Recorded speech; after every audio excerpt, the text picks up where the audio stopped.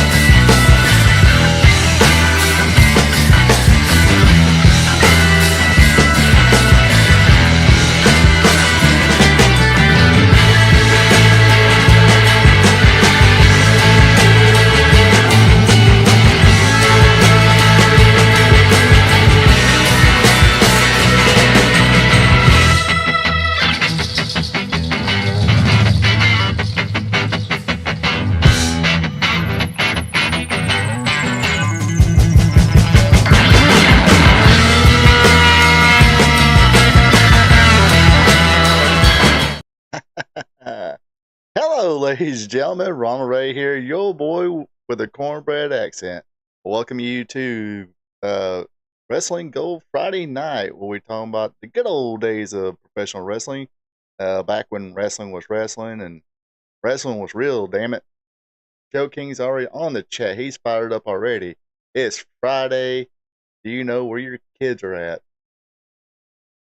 I know where my kids are at.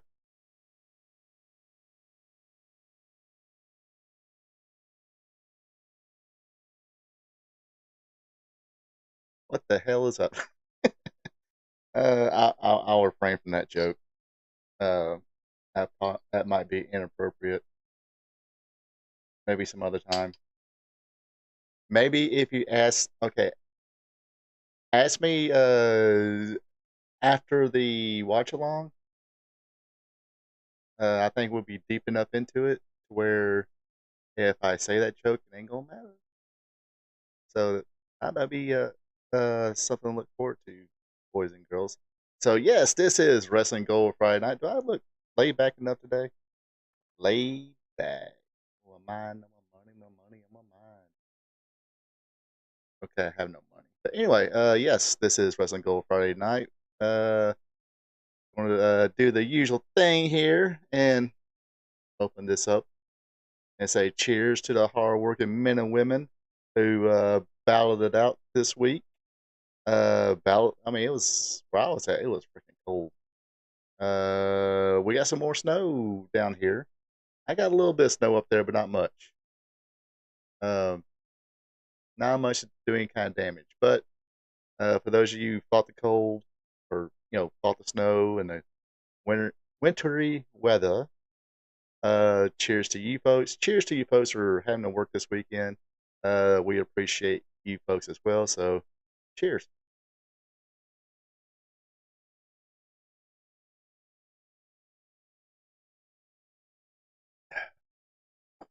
All right. So yeah, we got a few things to get to tonight, and tonight's watching on is going to be Poffo's International Championship Wrestling. I totally forgot what the choices I made. I gave the chat last week as part of it, and I did remember when Me, Joe, and the other gentleman. I'm sorry, dude, if I forgot your name. Hopefully, you're watching this week too.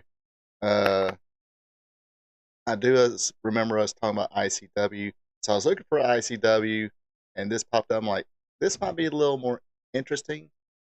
Because because we actually talked about this too, being the outlaw promotion that it was. So that will be the watch along for tonight.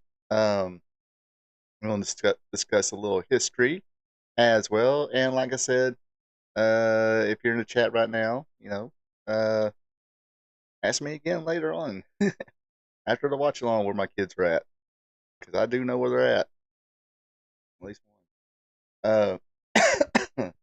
Um, anyway, so yes, so if you're watching this live, uh, feel free to join me in the chat. Just pop up any kind of memories you have of anything I discussed this evening in the history or in the watch along. If you're not watching this live, hey, still feel free to leave a comment, question, anything, or just be friendly and say hello. And I will say hello right back or respond accordingly. Also, if you're entertained by this, click that thumbs up button. That's greatly appreciated. Also, if you're not a subscriber yet, be a champ and click on that subscribe button. And don't forget the notification bell because I'm starting to remember that more often now. I don't know, at least this week. At least this week, I've been pretty good about reminding people to click that little notification bell. That way, when I have new content coming out, you will be notified and you can watch my shit. I say shit. Yeah, it's been 10 to 12 minutes. Wow, 12 minutes. Okay, I got the countdown, got the intro, and ran my mouth for a while. So yeah, let's go ahead and get to it with today's history. Whoops, I've got the little yep. So yes, that's my name right now, Ron Ray at RP2 Vision. Up there, you can't see my. If you look at the screen, upper left hand corner, there's all my social media um, places where you can contact me or subscribe to or not subscribe to, but follow whatever you want to do. What else? Okay, let's. I think I said enough. So let's let it rip. With the history of pro wrestling, the history of today in pro wrestling. Of course, today is January 24th, year of our Lord 2025. But we're going to discuss all kinds of stuff that happened way back when. A lot of these things are before I was even born. A few things after I was born. So let's get cracking. By the way, how the hell? What the hell is up with you, Joe? How you doing this evening? In case I didn't say that a while ago. Uh-oh. All right, here we go. Shoot. Wait a minute. Can I do this right now? Hey, yeah, wait 1 second. Let me set some. I don't know if you can see what I'm doing right now, but setting something up right quick so it'll make my job a little easier. Job.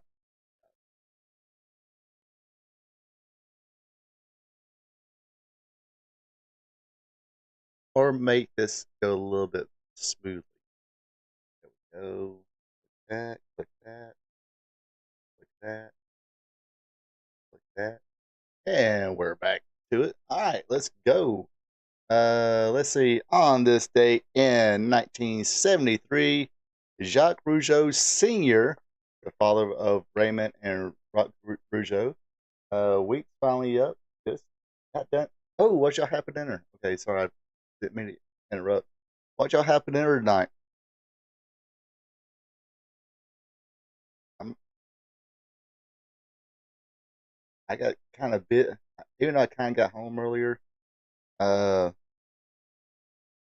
I didn't fix me nothing to eat yet. So hey, that's what I'm having later, of course. Anyway, on this date in 1973, Jacques Rougeau Sr., the father of Raymond and Jacques Rougeau Jr., defeated Waldo Von Erich for the NWF championship. Of course, back a few weeks ago, we watched a NWF, but this was in Louisiana. The prior NWFs were up in the Northeast, so this was part of that territory or that area. I'm not sure. I guess it wasn't part of NWA. I don't think so. This could have been considered an outlaw promotion.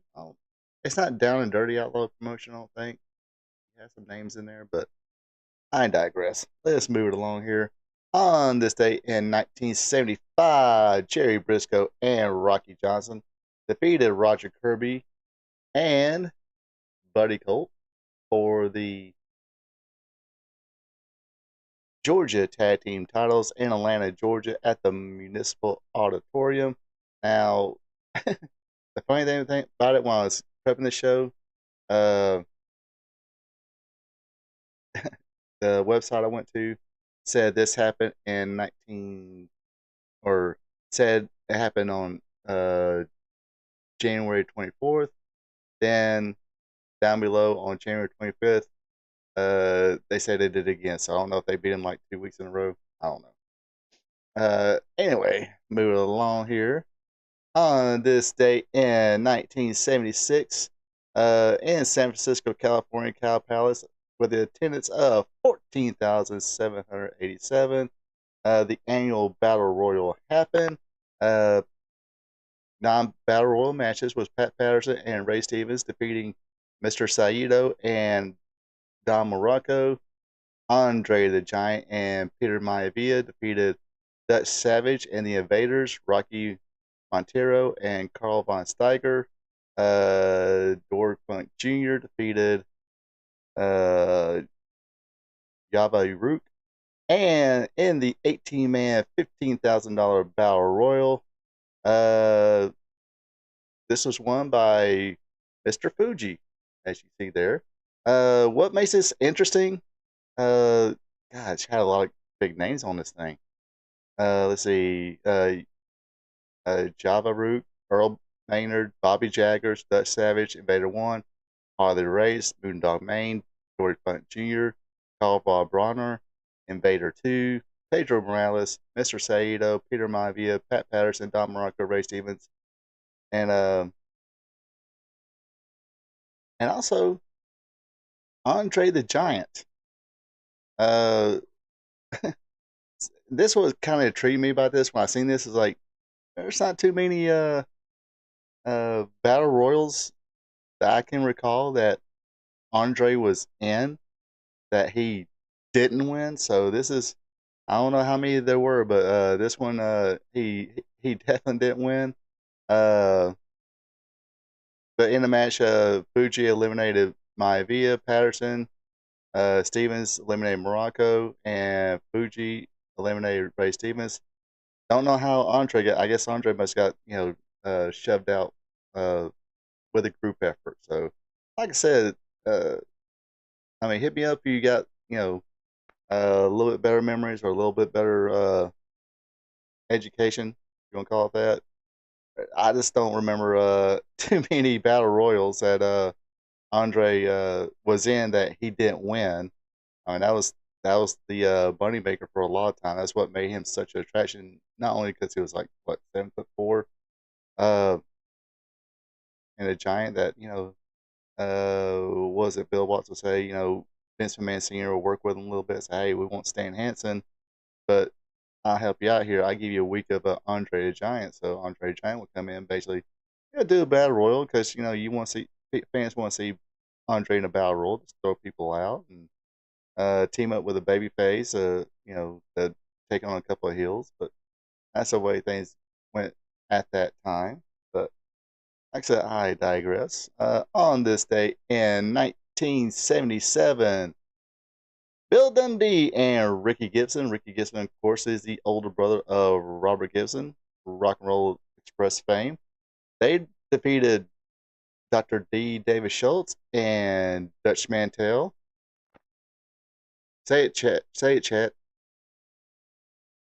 Dutch Mantel. Come on. You can do it, chat.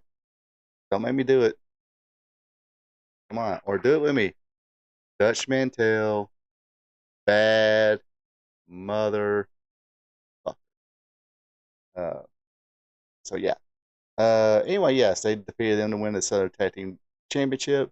Other matches on that card was Mike Stark beat Don Bass, Pork Chop Cash defeated Robert Gibson, Gorgeous George Jr. defeated Buddy Wayne, Tommy Gilbert beat Dr. Frank in a hair versus match, and Jerry Lawler and Ernie Land defeated Rocky Johnson and the Mongolian Stompa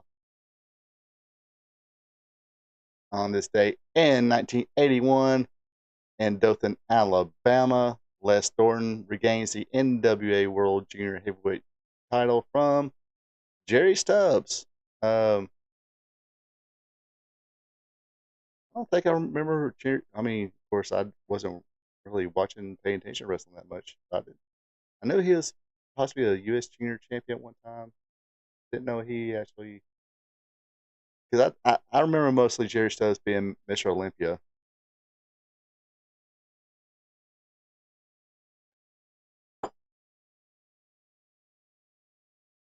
All right. We got some sad news on this date in 1981. The first NWA World Heavyweight Champion, Orville Brown, passes away. Orville Brown had been a multi time Midwest champion, and the group's promoter was awarded the NWA title, become the first NWA champion in 1948. He was scheduled to meet the National Wrestling Association World Champion Lou Thesz on November 25th of 1949 to unify the titles, but 24 days earlier he was seriously injured in an automobile accident. Thus, Thesz was awarded the unified title. He was 72 years old, so um, yeah, he 40s and stuff like that. I remember reading about some of that stuff, especially when I first started watching wrestling. Of course, uh, and I've said this before, um, and maybe I need to start going back. I mean, kind of when I read this, I kind of made me think I need to start going back a little further. Uh, Sometimes in my estate and wrestling history and stuff like that. Um, because me personally, I think as much as baseball, if you get into baseball, your kid get into baseball, learn the history, know who Babe Ruth, Hank Aaron, um, Jackie Robinson, um, Ty Cobb, Dale Murphy. I mean, because you got to think it's 2025 now. So, yeah, the Dale Murphys, the Nolan Ryans, Satchel Pages, and stuff like that. Should know at least some of those stars that kind of paved the way for these other people to be able to achieve what they achieve, especially in their bank accounts. Um, but yeah, a lot of interesting stuff back then. But sometimes yeah, Pete Rose. Oh my gosh, I think they. I hate to don't mean to digress again, but um, I mean talking about people who should be in the Hall of Fame. Uh, just my opinion, or baseball Hall of Fame. Pete Rose, Barry Bonds, Mom McGuire, Sammy Sosa. Again, if we want to talk baseball and really get me on the, there's two things we can BS about after the watch along online or in the stream. Ask me where my kids are and let me rip on my opinions of Major League Baseball Hall of Fame, and I will freaking tell you. All right. Also on this, let's talk about wrestling right now. Okay, we're going to talk about real sport. Anyway, on this tape, also in 1981, Pat Patterson the the final Cow Palace Battle Royal in San Francisco, California, tossing Dick Slater to win the Battle Royal. The attendance was 8,500. Also on that same show, Pat Patterson defeats NWA World Champion Harley Race by countout. So did not win by did not walk home with a championship because um, countouts, disqualifications. Uh, champion gets the champion gets a hold of the belt. Sorry here, folks. I'm starting to get a little warm here. Let me. There we go. Maybe I'll see it. All right. All right. On this date in 1988, the WWF. I do believe this is the first ever Royal Rumble. Happened in Hamilton, Ontario, Canada at Cops Coliseum. Attendance 18,000. Show live on the USA Network. So yeah, this is the first one. Ricky Steamboat defeated Rick Rude by disqualification. Jumping Bomb Angels, Yamazaki and Totina defeated Lalani Kai and Judy Barton, the Glamour Girls, in a three falls to win the WWF Women's Tag Team Championship. Uh, I did a recap of this. Hold on a second. I think last year. Let me find out here. Let me do some let me do some self promoting here. Some what do they call it? Shameless plug here. There we go. I mean, even though I did a video a while back last year, I want to say either last year or year before last. Let's see.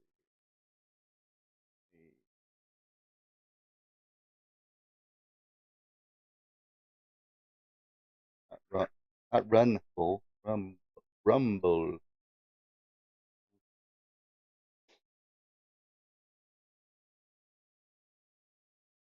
So yeah, it was last year.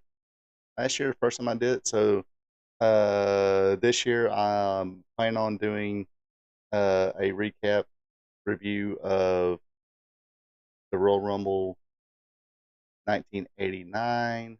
Let's see. Click that button. Click that button. We're good. So right here in the chat, right here, if you're watching on the chat, oh, what happened here? I'm gonna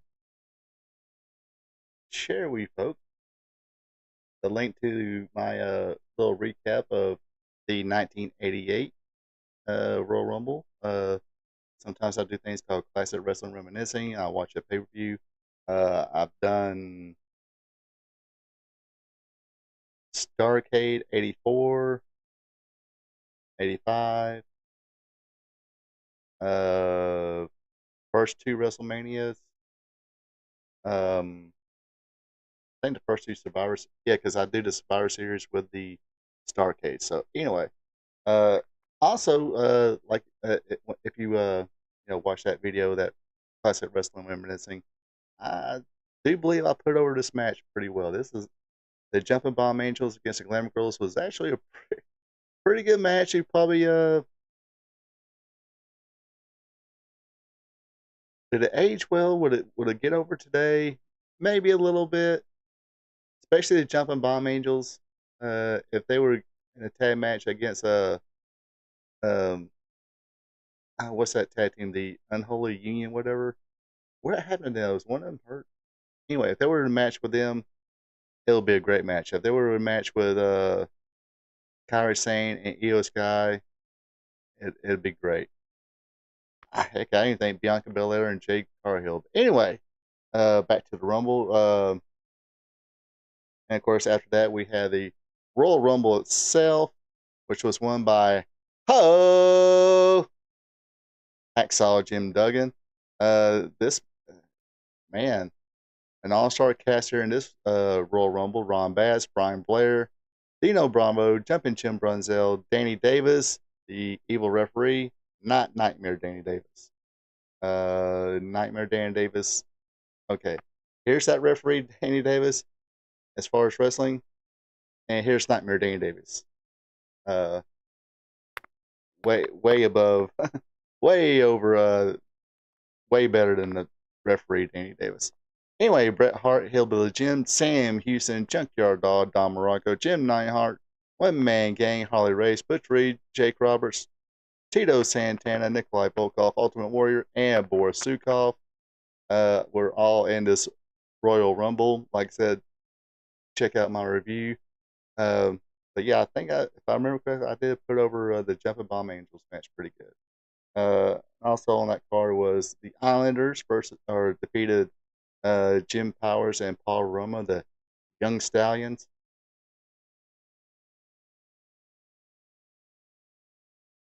Okay, match. I was actually a fan of the Islanders. I kind of like the Islanders. Haku and Tama. Uh, King Tonga and or Tama. King Tonga and the Tonga Kid. Tonga Kid, of course, was in the movie called Body Slam. Oh, Joe, uh, write it down for me. I got a link to send you. Speaking of wrestling movies, I found Matt. Okay, I'll go ahead and tell you now. I found Mad Bull on YouTube. I watched it the other week, or I watched some of it. Didn't watch the whole thing. Cause I mean it was Friday. I fell asleep. But I think after tonight's show, I'm definitely going to watch. I'm going to watch Mad Bull. Anyway, on that same night in 1988, Jim Crockett Promotions uh, put out Bunkhouse Stampede in Uniondale, New York, at the Nassau Coliseum, drawing 6,000 people.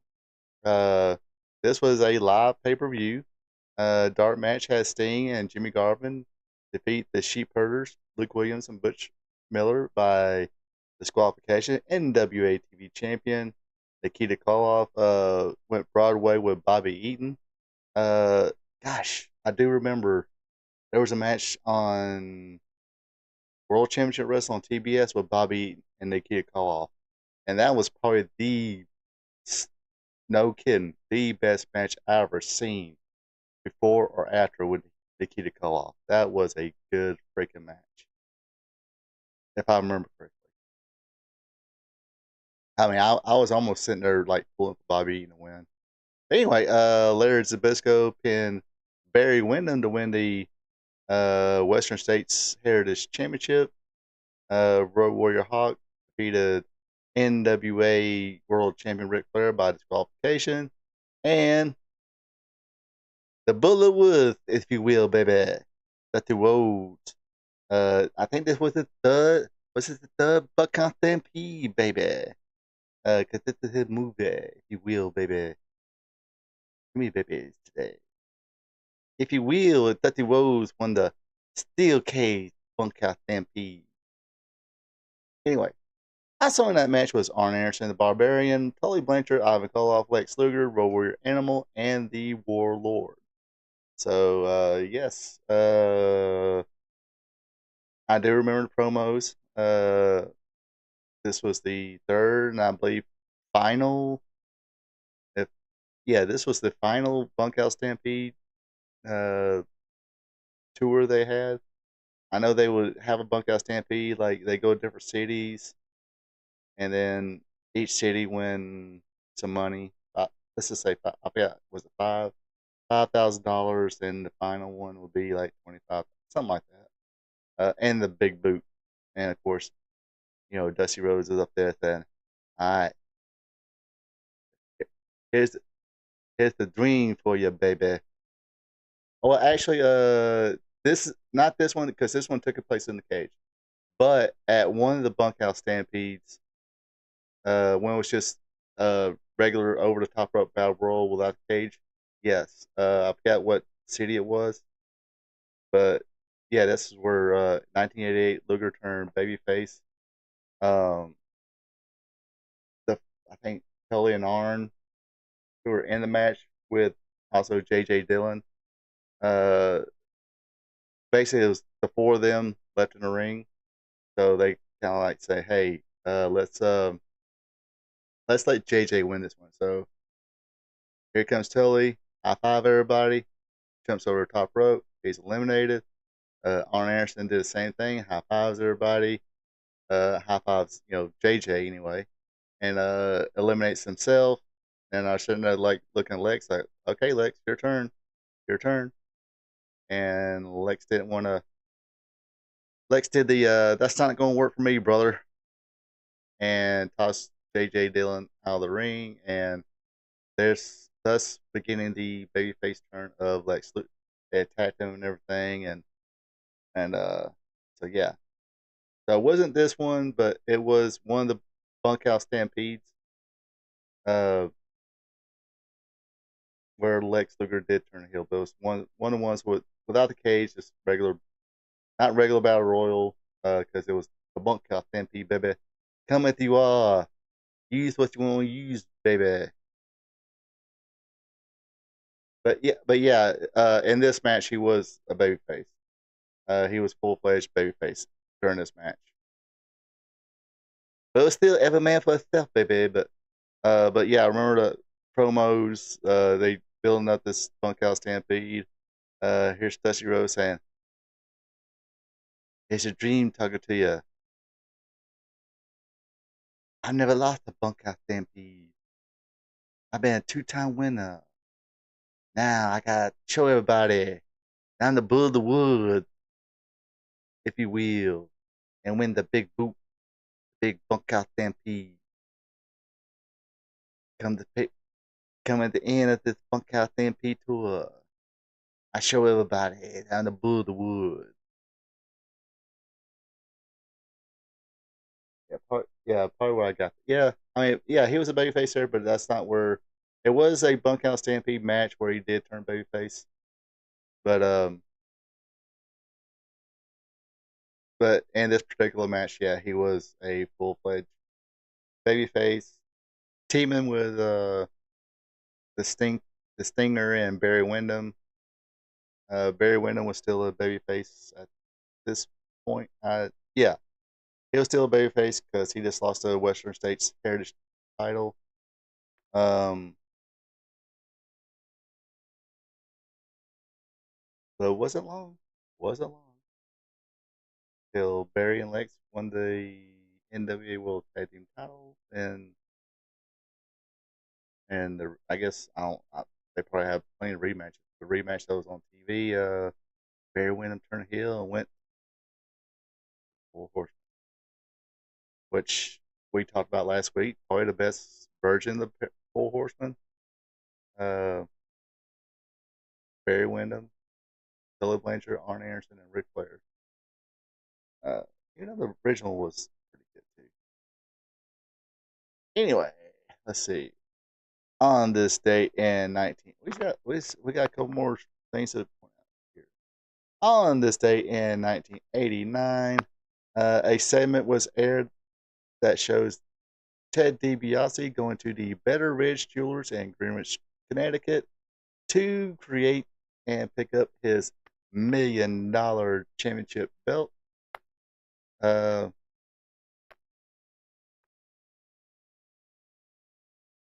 okay, I'm just gonna say it. That was an ugly fucking belt. I didn't. I mean, it it was great for his gimmick, whatever.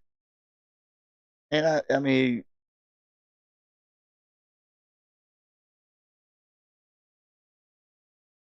how can I put this? I mean, it was okay. It was fancy, but didn't really look like a championship belt. Just a bunch of diamonds and gold. I mean, it was built for his gimmick, but still, I didn't like it for some reason. I don't know why. I just hated it. Anyway, on this day in 1992 at the Sportatorium in Dallas, Texas, the Global Wrestling Federation at the time was holding shows at that place. Eddie Gilbert defeated Terry Garvin, not that Terry Garvin, another Terry Garvin. He was Terrence Garvin in a team called Beauty and the Beast. Um, I mean, when he first started, he was Terrence Garvin, very flamboyant, wore pink, only wore funny gimmick because yeah, he would only wrestle in a pink mat, so they would come out and lay out a pink mat for him to wrestle in. Um, but then he cut his hair. I mean, he almost looked like Jimmy Garvin, or a smaller Jimmy Garvin. Um, then he cut his hair and got all serious, but still had a flamboyant uh, lisp about him. So uh, never really heard from again after Global on thing. I think look him up. Anyway, it doesn't matter. Hot Stuff had to go defeat him to win the held up Global Wrestling Federation Television Championship. On this date in 1993, we had the 1993 Royal Rumble that took place at the Sacramento, California Arco Arena, drawing again 16,000 people. Who's texting me? I'm trying to be famous here. I'm trying to be a star.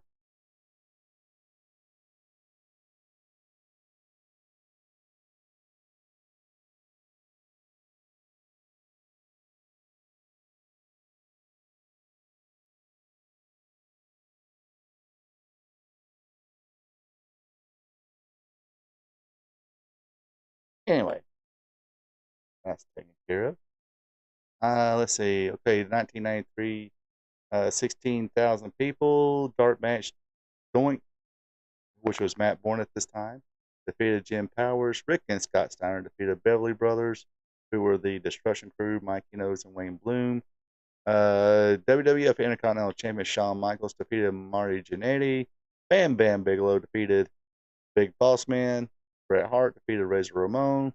And the winner of the 1993 Battle or Royal Rumble and went on to wrestle Bret Hart at WrestleMania 9 was Yokozuna. Um, he won the Royal Rumble. Uh, Participants included Bob Backlund, the Berserker, who was John Nord, Carlos Colon, Ted DiBiase, Damien Demento, Earthquake, Fatu, Ric Flair, Owen Hart, Mr. Perfect, Jerry Lawler, Rick Martel, Max Moon, who was Paul Diamond, under the mask this time, not Conan. Nasty Boys, Repo Man, Barry Darso, Samu, Tito Santana, Randy Savage, Erwin R. Shyster, Mike Rotundo, Papa Shango, Skinner, Steve Hearn, Tatanka, Red Rooster, Terry Taylor, uh, always Tenru. I just call him. I'm not going to try to pronounce it. Denichiro Tenru. Anyway, Typhoon, Undertaker, Virgil, and Coco Beware. Of course, Yokozuna won this Royal Rumble, went on to defeat Bret Hart at WrestleMania 9, just to be quickly defeated at the like 8 seconds later. I said King Ring, but didn't fuck up. Like a few seconds later, uh, this is going to work for me, brother. He came in, big boot, leg drop, became world champion. So I don't know if he's the shortest reigning, probably one of the shortest reigning. Of course, wait for the Money in the Bank deal. Um, but Yokozuna wound up winning, then losing, but he did win it back at the first ever King of the Ring, or the first pay per view. All right, last but not least, on this date in 1998, WCW sold out in Dayton, Ohio at the Hera Arena, drawing 5,486 folks. We had Juventud Guerrero and Juventud Guerrero, Super Calo, and Liz Martin Jr. and Chavo Guerrero Jr. defeated La Parca, Psychosis, Silver King, and El Dandy. Chris Benoit defended Raven in a no DQ match. I do remember this pay per view now. Well, I remember since I seen this photo. Cool little finish here. He had a crippled clutch face in, and he didn't submit. He just sat there and smiled and passed out. Uh, Actually, this is actually pretty good. Had some pretty good matches in this pay per view. I mean that 8-man tag was pretty freaking good. Um, anyway, Chris Jericho defeated Rey Mysterio Jr. to win the WCW Cruiserweight Championship. Another good match. Uh, Booker T defeated Rick Martel. Uh, look how fucking jacked Booker T is there. Uh, and freaking Rick Martel. This is basically Rick Martel's last run before he retired. But heck, he was in great shape too at the time. Let's see. Larry Zbyszko defeated Scott Hall by disqualification. Ray Traylor, Rick, and Scott Steiner defeated Conan, Scott Norton, and Buff Bagwell. Kevin Nash defeated the Giant Paul White in a, I think, if I remember correctly, this was that very scary power bomb, uh, where it looked like Kevin Nash just not really dumped on his head, but dumped him like right in the back of his neck right there. It was like, ooh, that didn't look good. That looked, especially as big as the Giant was, Paul White, Big Show, whatever you want to call him. Yeah, that looked. I remember watching that and was going, oh shit. uh, he's gonna feel that in the morning. Or I mean, it looked pretty scary. I mean, it looked like cause I forgot who else at the time. I mean, this was after the whole Stone Cold thing, wasn't it? I think where he got dumped on his head and had neck issues from then on out. Um, but yeah, look pretty scary. Also, let's see, we have Bret Hart defeat Ric Flair, and Lex Luger defeated the Macho Man Randy Savage. And that does it for today in wrestling history. Oh man, doing a little stretch here. Quit drinking that beer so fast. But yeah, remember this being a pretty decent pay per view. This for yeah,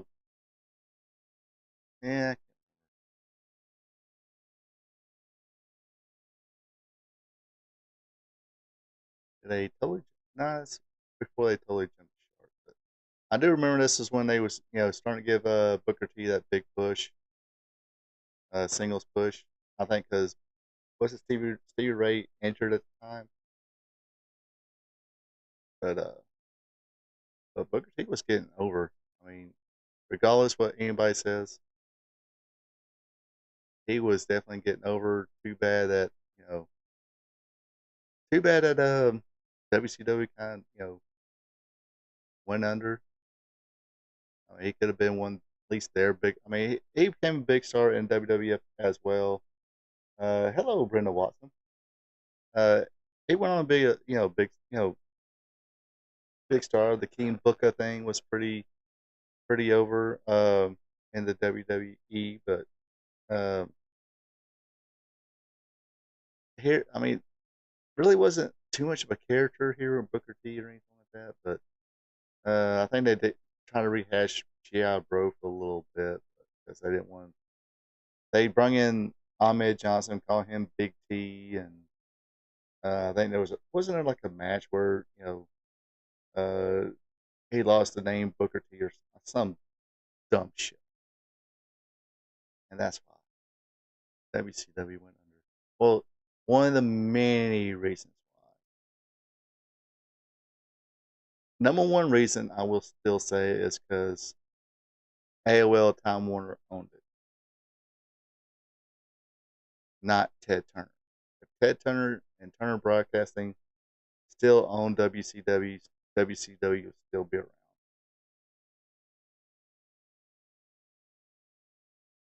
All right.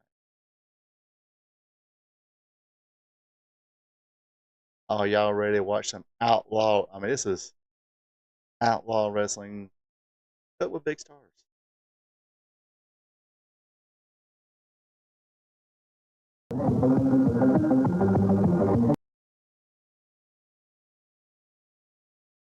All right. Whenever y'all ready, I'll give a little countdown. Let me bring my tablet around here. That way I can hear what's going on. Can y'all still hear me? Here we go. I can hear what's going on and see what's going on. Here we go. Are we ready? Oh, let me at least share the link for everybody else. You inconsiderate.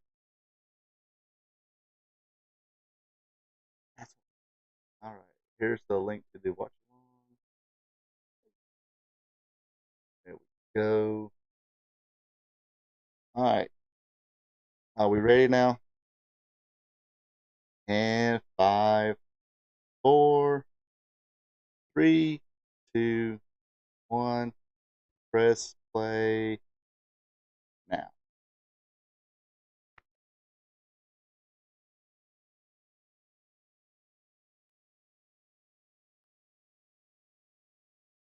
And they're coming out to the Midnight Express music. Their intro is the Midnight Express music. From the actual movie Midnight Express. Actually, a pretty good movie. One of those movies you just want to really see once.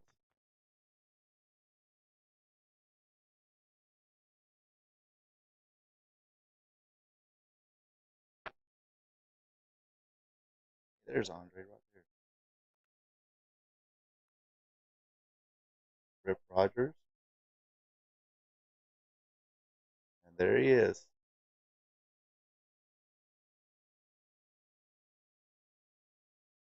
Ah, the one man gang.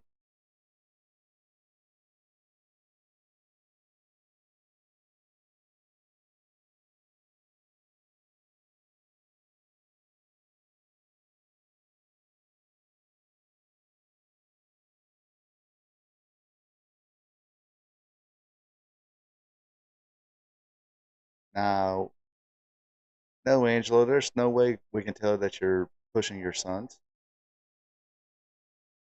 But yeah, he is Crusher Broomfield at the time.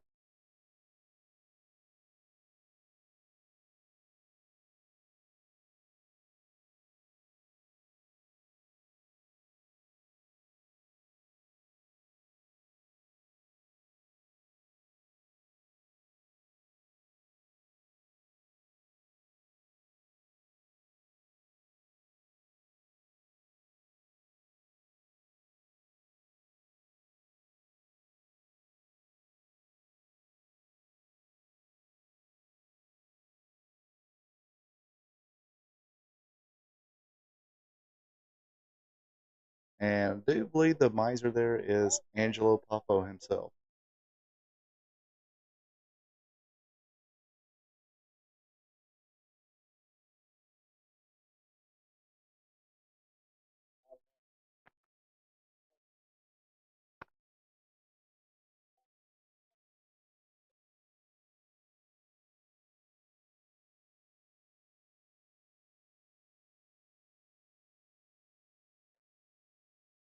That jacket looks expensive.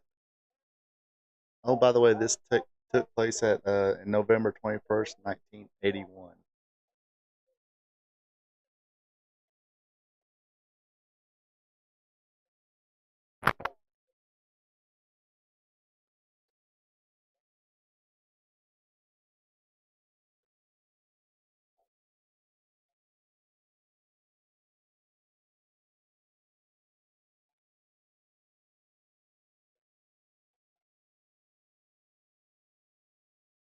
Timmy Tyler and Edgar Wallace.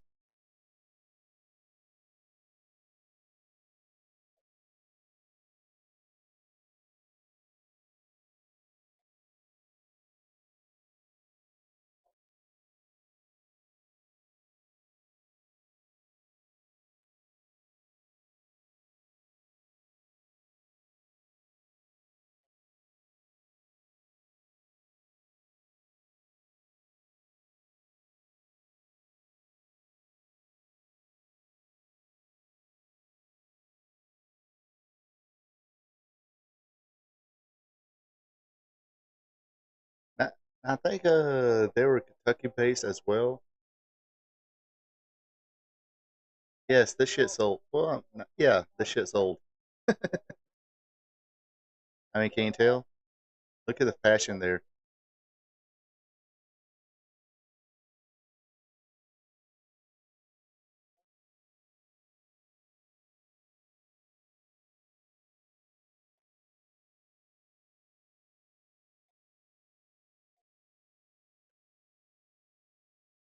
Oh, Roy Bates. Oh, Roy Master Bates.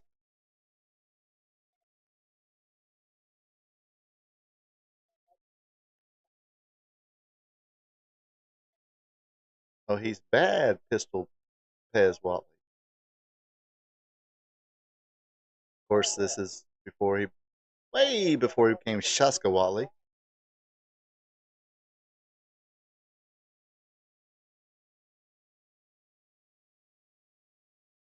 Now, Pez Watley, he's another one of those guys who are just yeah. Check out that stash. Check out them sideburns of Roy Masturbates.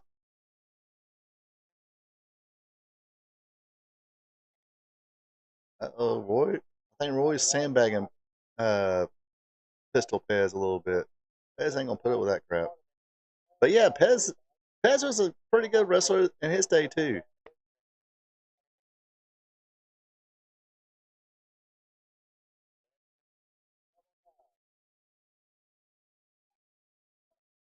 Became Shaska Watley, then after Crockett's, I think he went to the I think it was called the Continental Wrestling Federation, or it's kind of like in between the Continental Wrestling Alliance or Continental Championship Wrestling to Continental. Damn, he beat him just like that. Not with a flying headbutt. That flying headbutt looked pretty cool though. But anyway, then went to uh, uh, Continental Championship Wrestling, Continental Wrestling Federation, and became Willie B. Hurt.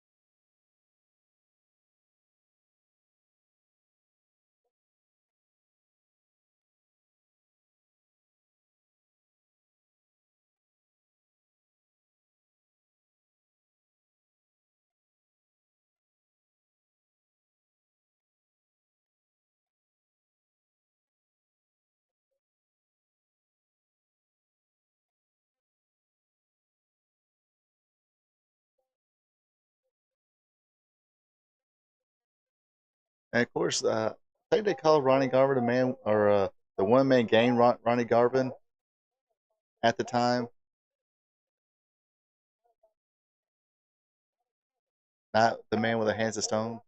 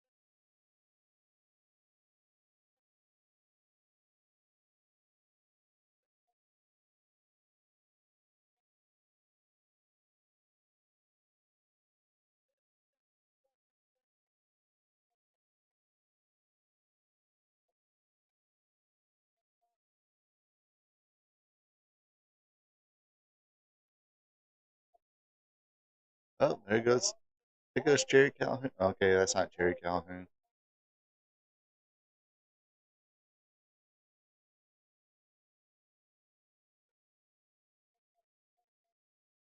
So I guess Miser's a baby face, but not coming helping. I don't know.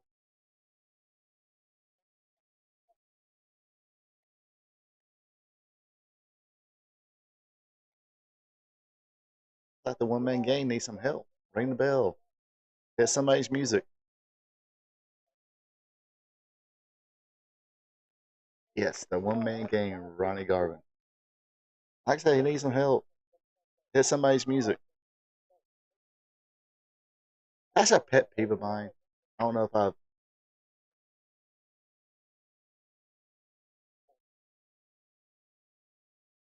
Yes, I do. Uh, but I think once I guess WWE bought everything, they can't really do that anymore.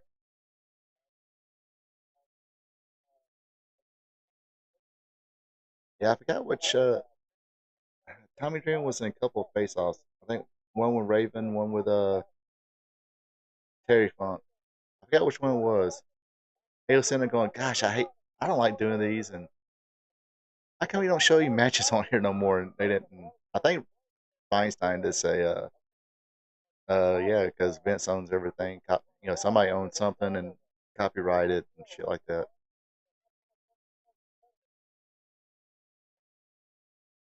All right, cool.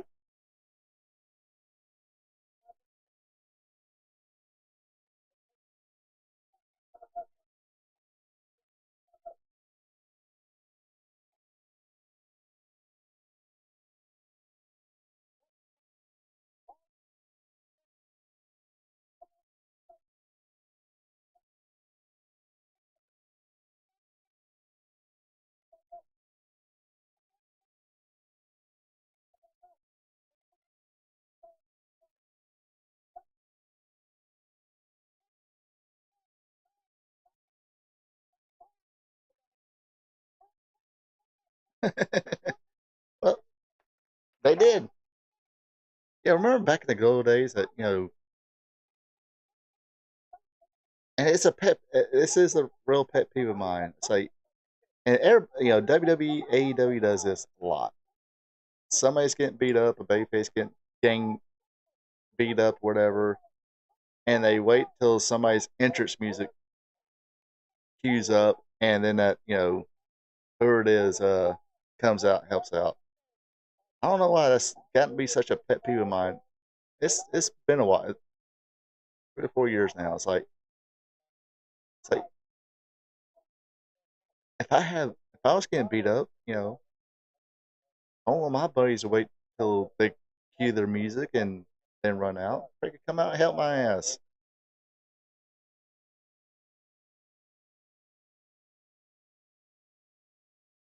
Let's see, 1981. I guess if the Midnight Express was there, it would be Dennis Condrey, Randy Rose, and Norville Austin.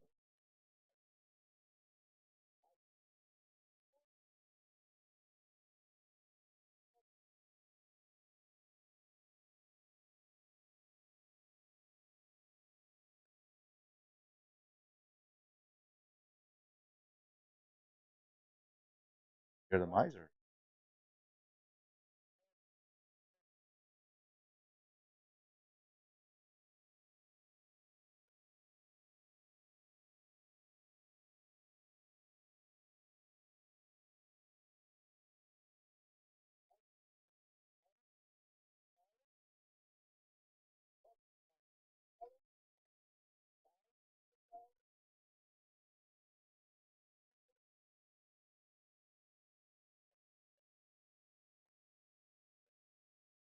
Oh yeah, yes, that was actually an AEW show where it was so retarded. Freaking, they hit the music. Matt's getting beat up. They hit the music. Jeff comes out, dance, waves at the crowd, then goes help his brother. It's like, come on, buddy, you're killing me. It's like, oh, this was like early AEW too. Here's MJF talking bad about Cincinnati, Ohio. Here's Brian Pillman's, I think, mom and sister at the time. He's saying all kinds of bad things to Brian Pillman Jr.'s mom and sister, and it hits the music, and instead, well, first of all, instead of just running out there and beating up on MJF, his music hits, he comes out and does a little posing thing. You remember the old, uh, the come on thing that Brian Pillman Senior would do when he was a babyface. Well, that's what Brian Pillman Jr. was doing, and then he walks to the ring.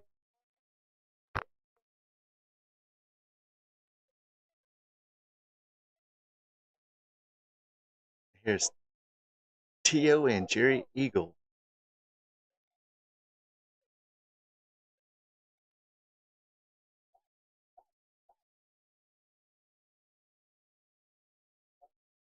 You must be a Braves fan. Oh, oh, oh.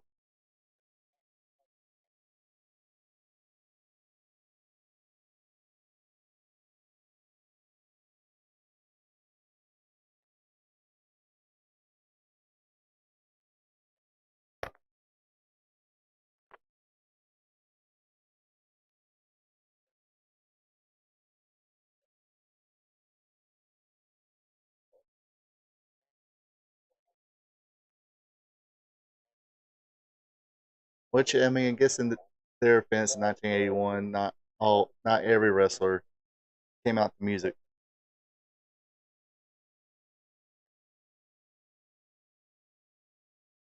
Apache Luis Martinez.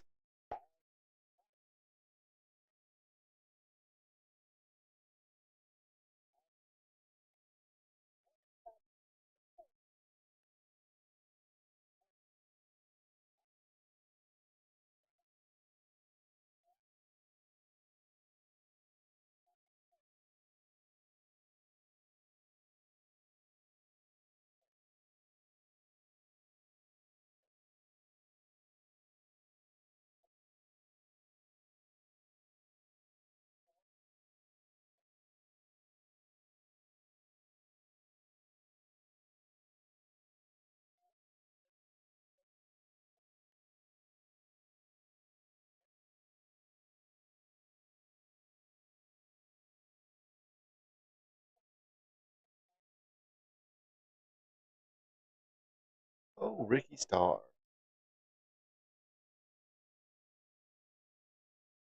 and gorgeous Gary Roll.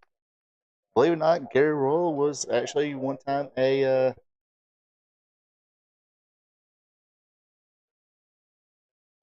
don't want to say everybody, but yeah, whatever territory has some Indian on them. And with a name like Martinez, that doesn't sound too much like a Native American last name. So of course this is probably culturally very inappropriate. And you gotta love it.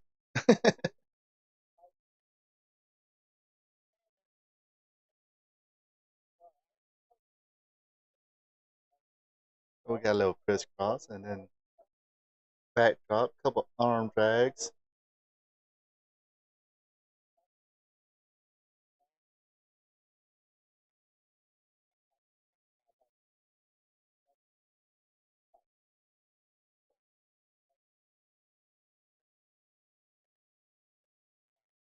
But yeah, Gary Roll actually go on to become a NWA World Junior Heavyweight Champion, and actually became a enhancement guy for a long time. For I think he did Crockett and I think a little bit in the WWF as well. The gimmick, baby.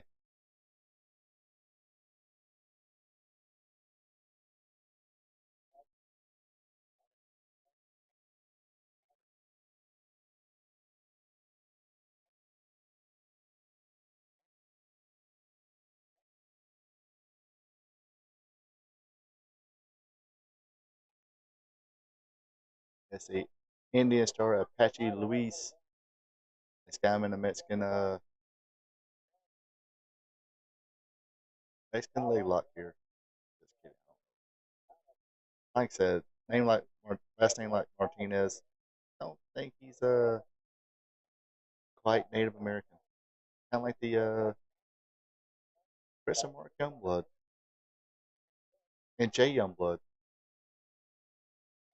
I think they were Puerto Rican. I think we had this discussion a few episodes back.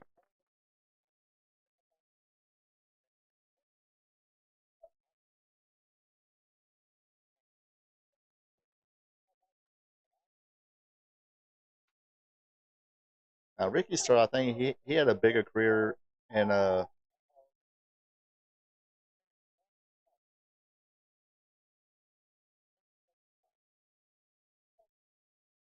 I don't know if this is okay. There was a Ricky Star and a Rick, no Chicky Star. Okay, this Ricky Star might be. Let me look that up right quick. That might be actually Ron Star, but they call him Ricky Star.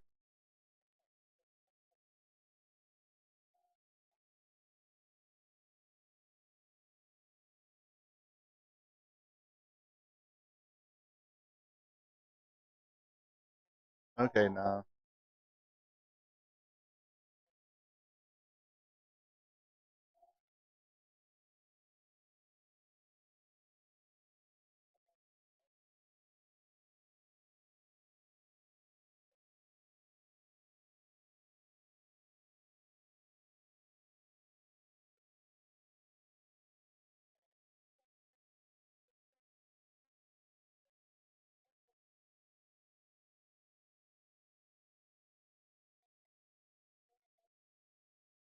here we go. There's a move you don't see often these days, an Indian Deathlock.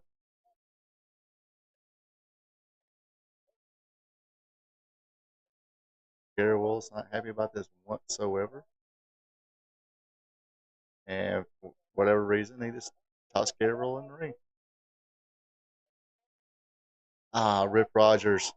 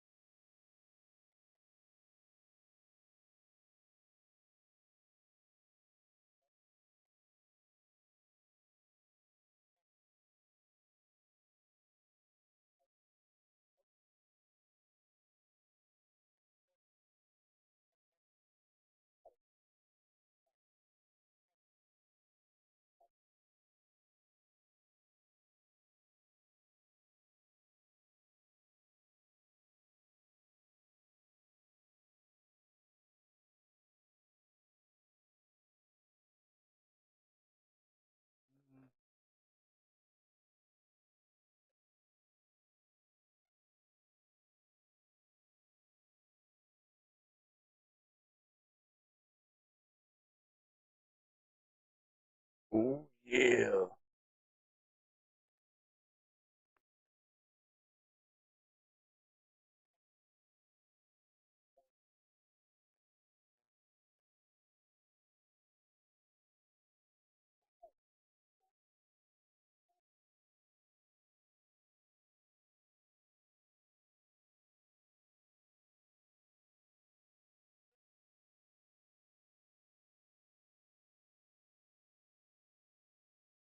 And this right here screams 80s. He's got the I guess a spike bracelet there, got a headband on with a feather on it.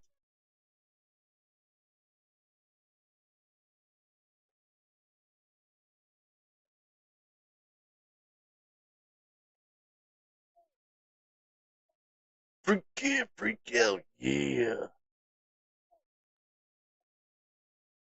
Yes, the roach clip feather. Like I said, that's screaming 80s.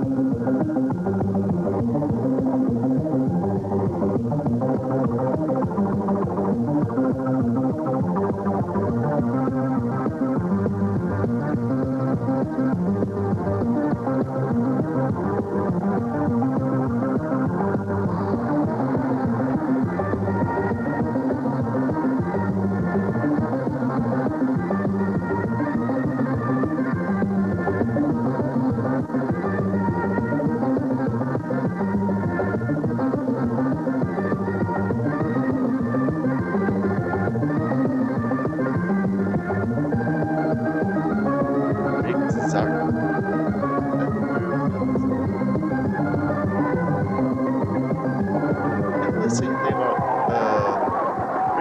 International Championship Wrestling. I'm Tim Tyler along with Edgar Wallace. Coming up today, we have a match between Pistol Perez Wally and Roy Bates. Apache will be taking on Ricky Stark. Joseph Bloomfield up against Cowboy Young. We're having a double edition of Inside ICW as we take a further look into our newly crowned TV champion, the Miser. Also, Edgar will be talking with Hustler Rip Rogers, who is recently back from a physique contest that was held in Athens, Tennessee, in which Hustler Rip Rogers and Randy Savage both came out here at the top and brought home some trophies. And we have with us the Miser, who is our newly crowned television champion. Patience is a virtue. Patience is a virtue. How patient I have been. Everything comes to the person who waits. I was practically a professional standby for many Is it weeks. just me, or is that ring? I am the television heavyweight champion. That you are, Miser. My cup run is over. And you know how long I'm going to keep this belt? How long? You know how long a millennium is? A millennium. You people out there, look it up. 1,000 years. I am not going to touch 1,000 years is a millennium. No. I remember, My cup run is over. what was it? The television champion. Wow, back. Watching some Florida stuff, and we don't know yet. David Von Erich was on He was referring to there. Ronnie They Garvin, who was carried as heels seriously in injured Florida. in that match. I don't And they- worry about those consequential things that happen. All I know is that David I with was on top of the his great cowboy deal. hat I've had on the with a belt. roach I'm now on the feather belt. I will keep it for a millennium. Unfortunately, Ronnie Garvin is Carey still with sick, his and we don't feather know on. the I'm like, yeah, extent this of is injuries yet. Ronnie came in and caused an interference in that match, and the Miser came out on top and was declared the television champion. Also, I have late word here. Edgar, the George Weingolf is close to making up his mind. Styling and profiling back in the day, It's son. currently being held up. We'll have final word on that later on in this program. In this program, you'll find out how the question of who the U.S. Tag Team Champions will be resolved. And we'll be back right after this with more ICW.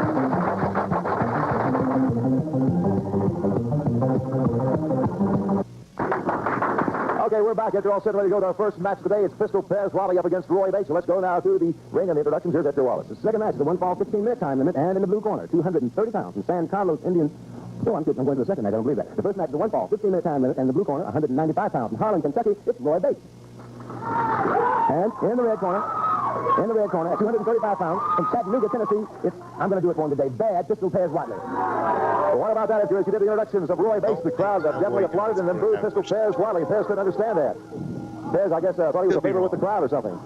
You'd like to think that. I'm so anxious to see that second match, but I guess I drop down and start with the ring introductions on that, and Apache Lou will be wrestling. Perez Wally working on Bates. Trying to get up for a slam, and a slam is made. Slamming down. And, of course, Perez Wally now is going to punish him. He's famous for that. Of course, we saw Roy Bates last week as part of that 6-man tag team match, which his team came out on a losing end, guys. Perez saying he is in trouble now. That's what I said, right? When he gets in the ring. Quite vocal, indeed. He talks much like Russell. He's quite an athlete, though. And so he had a tremendous college career. Tremendous college career. He was twice champion in Indiana, Tennessee State when he was in college. Of course, it's all over. It's all over, and Pistol Perez Wally is being declared the victor. Pistol Perez Wally, official winner over Roy Bates. Here comes Perez. We know we can always have a word from him. The victor again. As you can see, the man that comes on with the victory. I believe you gentlemen here have something to say to me about the destruction of people. Ronnie Garvin, you were speaking of in the match that took place last week, which the Miser came out on top of. Right, let's take a look at that tape.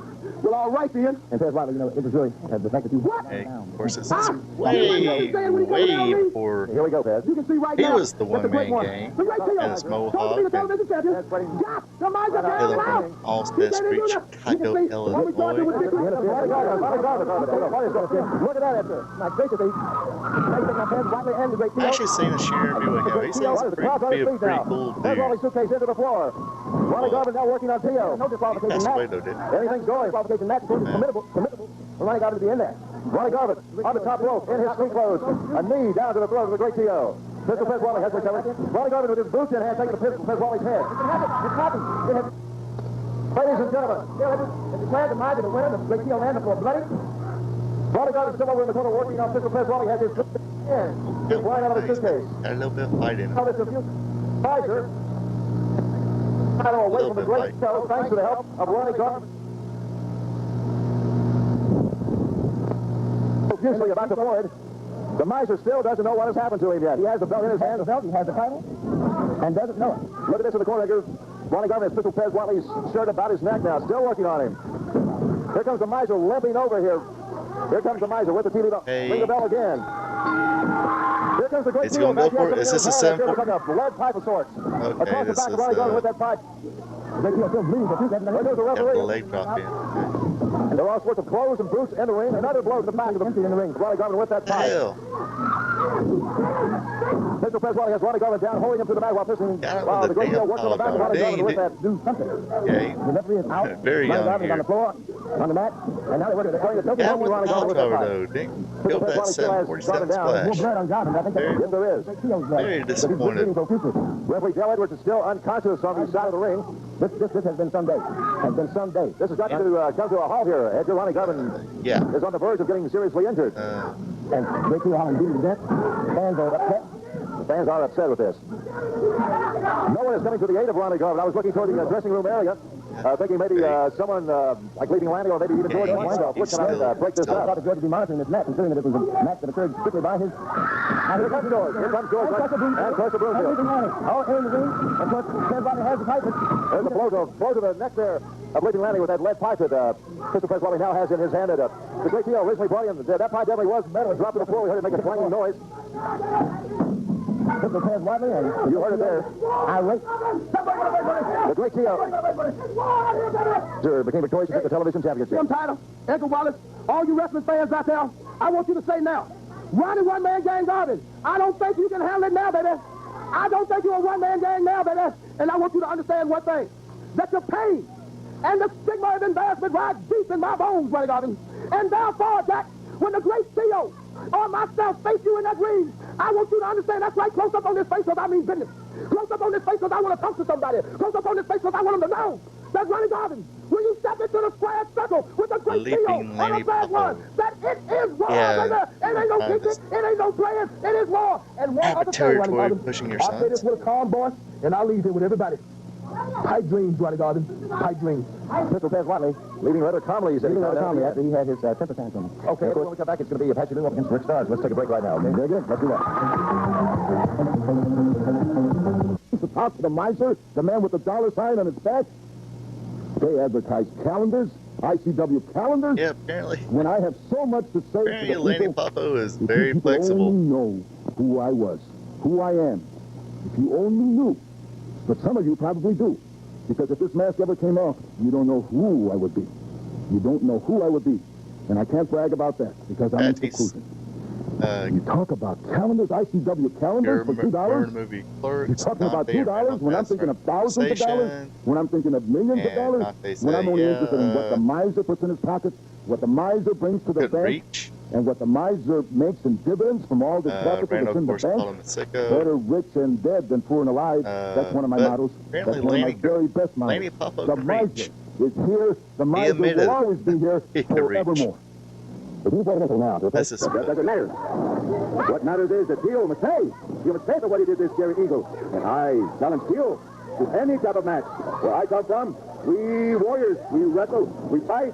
But I want him with a strap around my wrist. 12 feet long strap, rawhide strap. Then both of us will fight it out. It will be my Indian deadlock against his Cobra. I have never lost in a rawhide match. You people have never seen a rawhide match.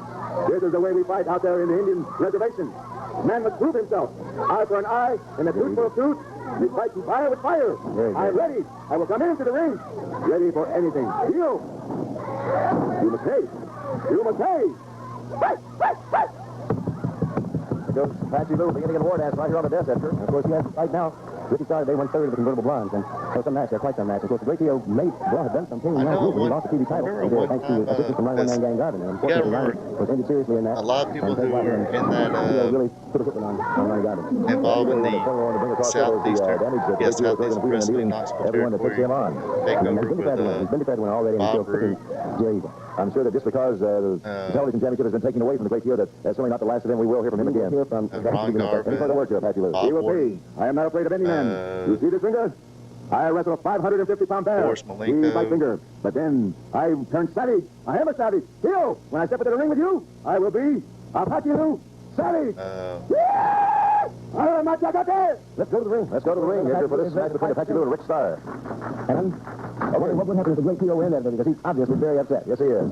The second match is a 1-fall, 15-minute time limit. In the blue corner, actually he's not in the corner, he's on the war dance in the middle of the ring. 235 pounds from the San Carlos Indian Reservation, it's Apache Lou. And in the red corner, at 220 pounds from Atlanta, Georgia, one of the 3 convertible blondes, Ricky Starr. Today he's managed by the broken-nosed Gary Royal. Jerry Royal wants us to say that he's the uncrowned champion. Anyway, those guys who I don't did that Plan B. As we notice, Victor, a bit of difference in the appearance of Jerry Royal this week is the movie face mask. The protective mask he has been wearing to guard against any further collations on the nose. The mask that was used in that controversial match. Yes, it was. All those masks originally dealt him the broken nose. Right? Yeah. Right indeed. Like I said, Patty Lou, one of those confusing moves here. Wow, and Bob Orton was here, and they was, ready to fight today. I ain't really Ricky Stein wants no more of Patty Lou today. He's out of the ring, conferring with his manager Jerry Royal. Actually challenged the Memphis wrestler. Ricky comes back in the ring. Ricky Stein, 220 pounds. He's only out way back 10 pounds by Patty Lou. Patty Lou is ready to fight. Patty Lou shows that index finger on his right hand, and the bear bit off. That's a very interesting story. And so Ricky Stein using the rope to try to get the break. And back here, the fact he jerked him off the rope just in time.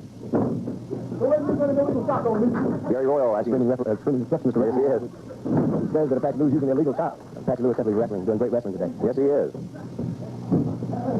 course, Patty Lou's still on the trail of Randy Savage for that world title belt. He is indeed, and of course he's challenged the Great T.O. and says that he's angry, but now the Great T.O. has nothing for him to challenge him. That's right. He is no longer the champion, the miser, and is now the television champion. We'll remind the wrestling fans out there that we will continue to check upon the condition of Ronnie Garvin, and we'll let you know just as soon as we do how Ronnie Garvin is coming out after those injuries he received last week. That lead pipe. Patty Lou knocked out of the ring by Ricky Stein. Of course, now Ricky is working on the back, kicking him right in the back. Patty Lou is on the floor here beside the desk. He is obviously in some trouble. And Ricky Stein victoriously standing in the ring, and of course the fans obviously are for Patty Lou. They're doing a dance for him, since he's obviously not in shape to do it for himself. He's still not back in the ring yet. Out he goes into the floor. Referee Dale Edwards counting. Uh-oh, Lou is getting himself charged up.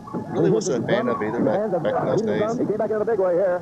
He's back in and ready to fight. Like the World Sex Tomahawk chop there to the neck. Trophy. Knee to the neck. Lou still dancing around. Trophy and medallions. That was a huge fan of those. Just like traditional and one-third of the convertible blonde is in trouble. One-third of the convertible blonde is clearly in trouble. Patty Lou doing the war dance around him. Working on that same leg again. Rick Stark could be in some trouble here. He's doing it again. Gary Royal is worried. That's the Indian deathlock that the Indian deathlock. The Indian deathlock. There goes Gary Royal. Across the rope. Gary Royal across the rope. And here comes Hustler Rip Rogers out of nowhere. The Indian deathlock did it for Patty Lou. He's clearly the victor. But now he's having to take on all three of the convertible blocks. Hustler Rip Rogers came out of nowhere in his street clothes. And Gary Royal. Here comes Ricky Rogers. They cleared the ring. The Indian deathlock caused the victory for Patty Lou. Caused the victory for Patty Lou. And the winner of that match is Patty Lou. And before it was over, he had to take on all three of the convertible blondes. So George Weinroth and Ricky Zarda had to come in to clear things up. They cleared the blondes out of the ring. So now, Lou doesn't seem want to come out of the ring. I think Lou is ready to fight some more. And all he has to do is to hear those drums and hear the sound of his Indian war dance, and he is indeed ready to fight again. Okay, when we come back, it's a match against Crusher Broomfield and Cowboy Young. But before we see that match, we'll also be taking a look at a videotape of a recent match. We'll have more on International Championship Wrestling after we take this break. Man, look at all that. But you can't see it because it's not visible, man. You gotta believe it. And if you truly believe it, man, it just might happen. Because it's gonna happen anyway. You might as well realize it. And all you people there, man, gazing at the monitor, baby, yeah. And all of there's a chick out there that would love to catch a bead of sweat off my body and let it run down your face and down your shoulders and down and down and down and down, yeah. Springfield, Illinois! Something great's gonna happen! But once in your eyes, you're gonna get a chance to look at the macho man, Randy Savage, the world champion, CW World Heavyweight Champion, yeah. The one with the great body, yeah. The one that's 6'2", 235 from Sarasota, Florida. And this macho man ain't with me today, yeah. You know why? Because I didn't want her to be. On any particular day or any particular night, I just might kick her real hard and suplex her. And then she won't be able to be on the TV. Because the star is the macho man, Randy Savage. Dig it?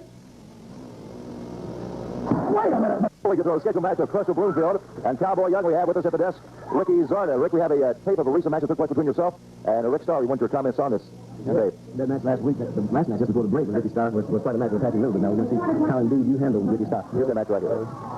Yeah, I'm pretty much nervous, you know. Ricky Starr, he's a tough opponent, there's no doubt about it, especially, you have to look over your shoulder all the time, constantly looking for the other two, You know they're around there somewhere. Here we go, he goes into the corner, I hit pretty hard, and then I move. It was a quick move, and I think he's on the floor now. I'm just getting back on my feet, getting it together. You know, Ricky, when you first came into the ICW, we want to talk about this as we do the tape, and you talk about that. But I also want to talk about the fact that when you first came into the ICW, you were touted to be a real challenger and a potential belt holder for the World Championship. Yeah, it was a big slam I'm putting on him. You know, I almost broke a man's back, throwing him into the ropes, to kick the leg. See, one little mistake like that can cause you a match. Really simple. You know, I come in, I was in quite a slump there for about 4 or 5 weeks, you know, and I hurt my leg. I guess you all know that, you know. Mr. Wally, of course, tried to injure your ankle. How is it now? You know, and then he took advantage of it like a shark, you know. Just about broke it, you know. It was really bad for a while. Now I'm in 100% shape, and I feel great, and now I just got to get it together and win a lot more matches. I got to get some title shots, you know. That's what I want, some title shots. I was reviewed that film, when you first came into the ICW, you were touted to be a top contender for the world title shot, right? Exactly. Like I said, I was in a slump, you know. I'm out of that slump now. I'm in 100% shape, and I feel great, and that's all I got to do is put my matches together and win a lot more, and then they'll give me a title shot. In fact, I wondered, as we recorded the Inside ICW program, so see later in the program today, when the physical fitness contest, I wondered why Ricky had not entered that competition, because that's obvious that he's definitely known for his muscles. Yeah, well, you know, I was going to enter, but like I said, I hurt my ankle, you know, and that you cannot train, you know, you can wrestle with a bad ankle, you know, it's very hard to do, you know. In last week's program, we teamed up with Fletcher Broomfield and George Weingroff. Manny was at the desk, we had mass, and we had muscle, and we had it all. Let's go to the ring now, though. We've got great wrestling action coming out today. It's all set ready. Thank you, Rick. Okay, to the ring now. Our third match of the day is a one-fall, 15-minute time limit. It is again the blue corner, weighing in at 454 pounds from Spartanburg, South Carolina, Crusher Broomfield. And Crusher's opponent today in the red corner, 221 pounds from Santa Fe, New Mexico, Cowboy Young. And Dale Edwards is our official referee today. There is the bell. And the match is underway between Crusher Broomfield and Cowboy Young. Edgar Cowboy Young is definitely outweighed in this match. Outweighed by the real quick math here, 233 pounds. And you can see 2 men again. You can see the difference in that ring. Well, you've got to give Cowboy Young credit. Stepping to the ring with Crusher Broomfield is quite a feat. Crusher clean break. The fans like that. Oh, and on to the back of the net from Cowboy Young by the Crusher. And they're going to wrap him in the rope. Crusher likes to growl when he comes back into the corner. He does indeed. Of course, you could hear the referee tell Crusher to pull the man out of the rope, and he did just that. Pull him up and threw him in the other corner. I don't think Cowboy he's Young trying to pick up his head to the center. I think he's in relation to... We saw last week, we saw Cowboy Young take some punishment from a package lower match. Cowboy Young can give that one up. In a recent match that I saw with Ernie Ladd, because Ernie, more equally sized with Crusher, he could not take Crusher into the turnbuckle. Crusher's really putting a beating on Cowboy Young. And now, for a slam. Bob's kids there it is. Of course, the entire ring bounced when Crusher bounced on Cowboy Young's chest that time. 454 pounds across the match of Cowboy Young. Here comes the power driver. Like yellow and red. Cover match will be over as soon as the 3 count is done. That is it. Crusher Broomfield victorious. That's the Cowboy Young, and of course Cowboy Young is still laying there in the ring and completely out of it. Completely out of it. Crusher Broomfield in a tremendous victory over Cowboy Young. We'll be back with more great international championship wrestling after this break. Watching that. I think it was this interview or just some little podcast he was talking about. Hello, wrestling fans. Welcome to Inside ICW. With me today is Luke and Lenny, and we're going to talk about that. I think brutal attack that Ronnie Garvin suffered yet last week at the hands of the great CEO and Pistol Pez Watley. Recently, however, Tim Tyler had an opportunity to talk with Ronnie by phone. Everybody's been asking, how is Ronnie, what's his condition? Let's listen to that conversation between Tim and Ronnie, and maybe we can get a better idea how he's doing. Well, Felix, I was surprised in the phone call from you. I hope everything's all right with you. I talked to Weingroff and George Weingroff, and I told him that I wouldn't be able to make it to the TV station. Because I'm at home and I'm sort of recuperating from the incident that happened last week, and I'm going to explain later on what happened. I was delayed at the station last week for the TV title match I had with Tio. Pez Watley and Tio were involved in being late, but I can explain exactly what happened some other time. That was unlike you, Ronnie, not to show up, though. We were really concerned that you didn't show up for that match, and he did later appear for it. Well, it worked for them. It worked. I was late, and whatever their little plan, it sure worked. When I walked in there, I walked into a trap because I think they set me up. They were ready with a lead pipe, and they worked me over pretty good. But like I said, I'm still walking, I'm standing, and I'm not there. I'm sure the fans will be glad to hear that, because at the end of the match, you were definitely in pain. You were helped from the ring by George Weingroff and Leaping Lanning, so the fans were definitely concerned about your well-being. Well, I went and got some x-rays to make sure there was no broken bones and a few bruises, but I got some heavy commitments coming up, the defense title, and like I say, I'm up and I'm still fighting. That's good to know, Ronnie. That's very good to know. Anything else you'd like to say while we have the time here? I'll be back in the studio in a week or so. Okay, then. Thank you so much, Ronnie. Thank you. All right, bye. I'm sure you're as relieved as I was there to hear that Ronnie is not as seriously injured as it really looked like he was when he left the studio last week, because I recall that when he was getting out of the ring, he really couldn't stand for Crusher Broomfield and George Weingroff to touch him to help him out of the ring. Lanny, what do you think about that? I remember first time I seen Red Rogers was in right now, because I happen to know that everything Ronnie Garvin said on that telephone conversation is a lie. If the man claims that he's don't worry about me, I'll get over it and all that. So I'll tell you something. I know better.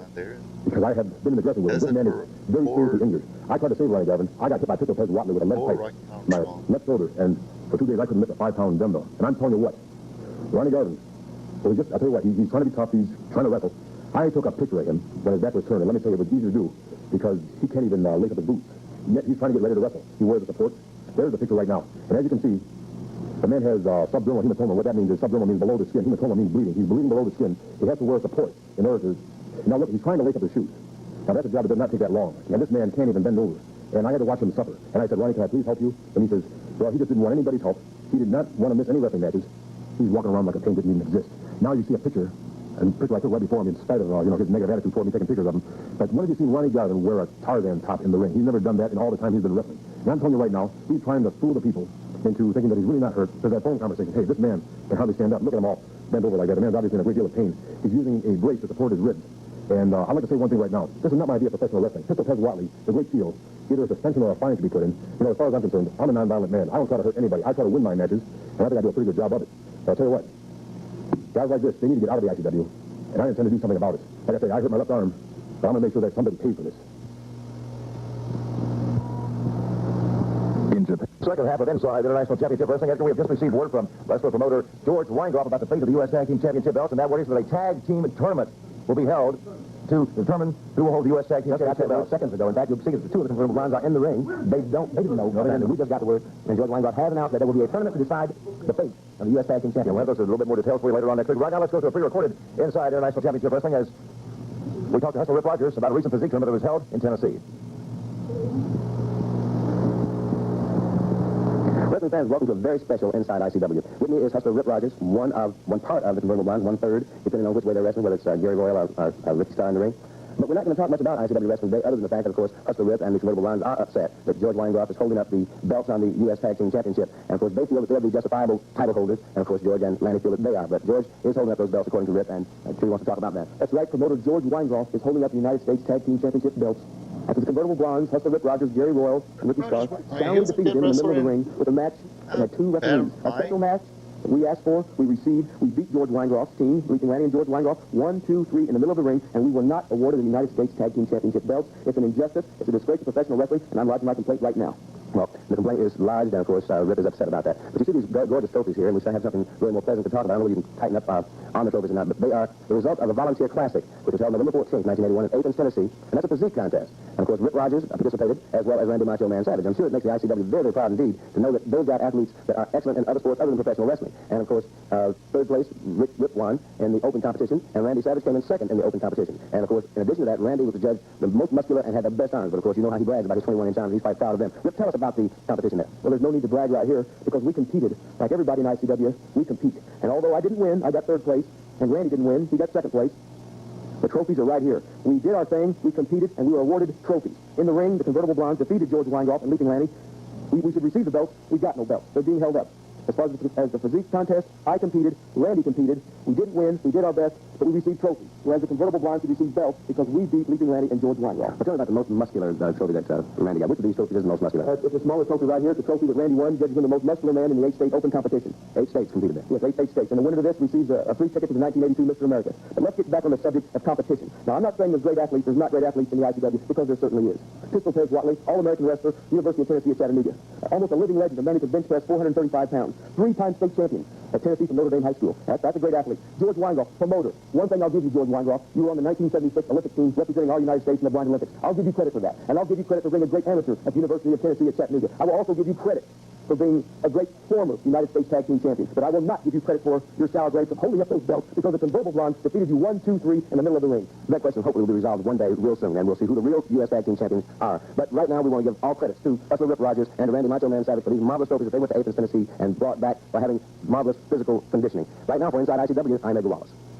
And we're back with live here in the studios. Of course, that segment was pre-recorded, as the camera told you and your sets told you as we looked at it. It was pre-recorded last week before we knew that George Weingroff had made the decision to put the ICW belts up in a tournament. Now, I've not talked about this with Tim, but it's my personal view that is the fairest of all possible ways to do it. George had a hard decision to make because it affected him in two ways. It affected him in two ways, but the convertible bronze in the first match knocked the referee out. And they said they wanted 2 referees. George gave him 2 referees. He had the 2 referees, and then there was some discrepancy in that match, so he held the belts up, and now he's going to let the decision be made by someone. I think it's an excellent way to do it. Let's get out to our 4th match of the day. Let's go to the ring for the introductions. We have introducing first of all in the blue corner, weighing in at 207 pounds from Morristown, Tennessee, Rocky Armstrong. And his opponent at the red corner, 222 pounds from Hollywood, California, 1/3 of the convertible bronze, Hustler Rip Rogers. 1/3 of the convertible bronze that are not the champions. The champions will be decided in that tournament that George Weingroff's match is underway. Is he going to join to the best? And I'm sure he'll want to talk about the tournament, then we'll want to talk about the match. Yeah, I just heard the news, and I think it's the most ridiculous thing I ever heard of. The convertible bronze defeated George Weingroff and Leaping Lanny in the middle of the ring, and now, because George Weingroff got so much pulling out, he's going to put the belts up for a tournament. It's ridiculous. The convertible bronze ought to be U.S. Tag Team Champions. Nobody else. So we don't have to go through 10 or 12, maybe 15 more teams. And you know what kind of pain that you have? That's the fairest of all possible ways, Gary Royal. If you want to be the U.S. Tag Team Champions, then you should have to fight other teams other than just the champions. George Weingroff and Lethan Landy will have to compete just as you all will have to compete. Well, I'll tell you what. It's got to be the fairest of all possible ways. I understand Lethan Landy had a little accident. He got hit with a lead pipe last week, if I'm not mistaken. That was not an accident. It was absolutely. Well, I'll tell you, the lead pipe and the shoulder can't be feeling too good, so whenever we have a tournament, Lethan Landy's not going to be at his best. You understand? Gary Royal referring to the lead pipe that Mr. Press Wally had in his hand and put across the back of Landy's neck. Of course, Ronnie One-Man Gang Garvin, of course, was injured in that same melee that went down right here on television last week. They deserve to get hurt, man. Ronnie Garvin comes walking in the studio, sticks his nose in people's business where it don't belong. Lethan Landy does the same thing and get hurt. When Ronnie Garvin gets back after his injuries is recouped, then we can find out why he was late. I want to raise that question to him myself. We really ought to be talking about this match between Rocky Armstrong. Rocky Armstrong match so far between Rocky Armstrong and Russell Rogers. Well, he's putting some pressure on Rocky Armstrong. There's no two ways about it.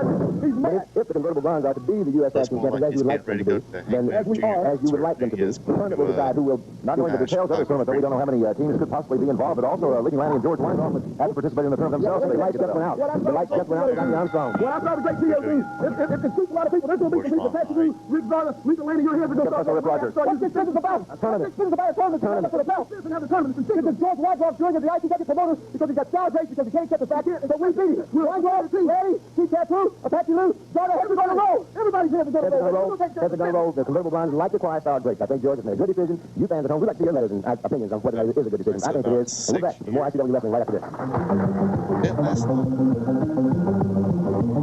Hours and hours away. The people in Springfield, Illinois. I don't know what the fan mail here. Some girls all over Illinois.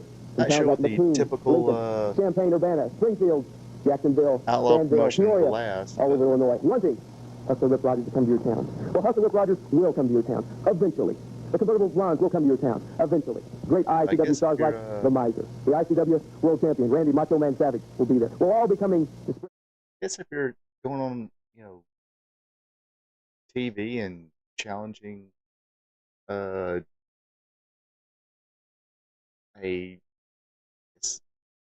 want to say, I don't know, I didn't watch obviously, probably the first time I watched a full international or the Poffo International Championship Wrestling, but gotta say the Memphis probably a little bit better. Hey, you had some talent there. You had, Randy Savage, Lanny Poffo, young Crusher Broomfield, One Man Gang, King, the African Dream, Ron Garvin, Rip Rogers, hell of a talent. Of course, Gary Roll, I think he came just more of an enhancement talent than anything.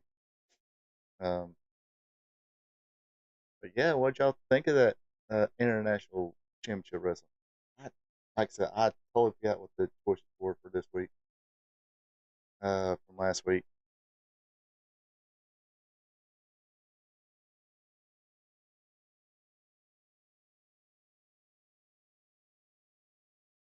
Yeah, it seemed like it seemed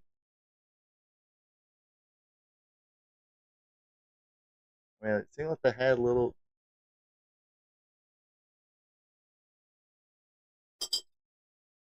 It was studio. They had their own studio. I don't know if it's I imagine. I guess it was whatever station was on in Kentucky. I guess they used their studio. Like a lot of you know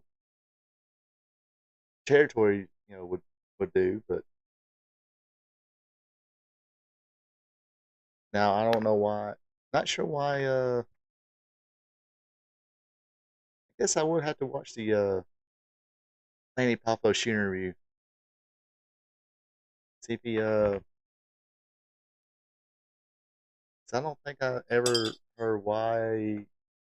Besides, going off and challenging shoot fights with people in the Memphis territory in a Jarrett promotion. Not sure they won a territory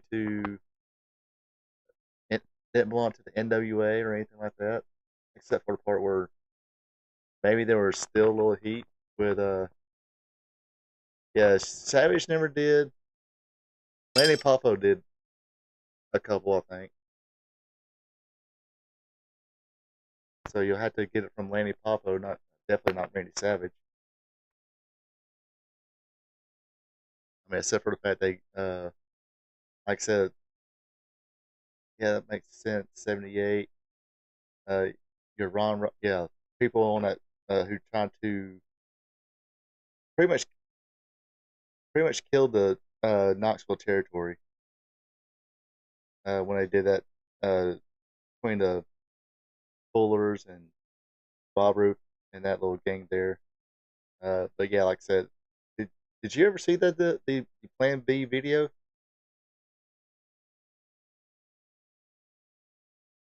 I mean, it was kind of I guess you can say it went viral. Never did see it. I wonder if I can show it on here.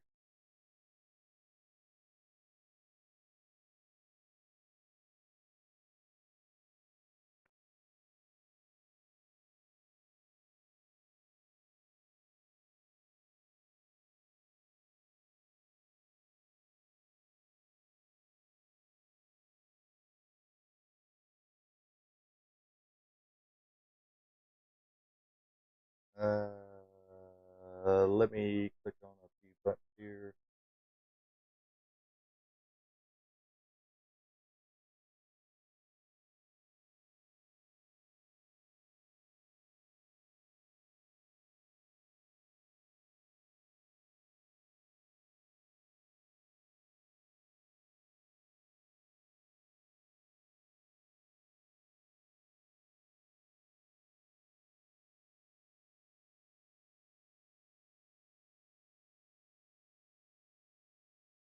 Let me click on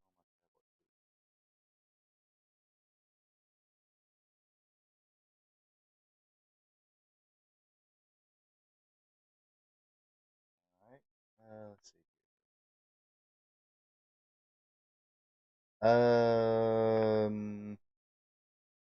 Now will be for. I'm probably not going to fully advertise this. I don't know who actually owns this video. I'm getting from Bubba Dammit. Uh, so bear with me a second here, and I'll share it with everybody.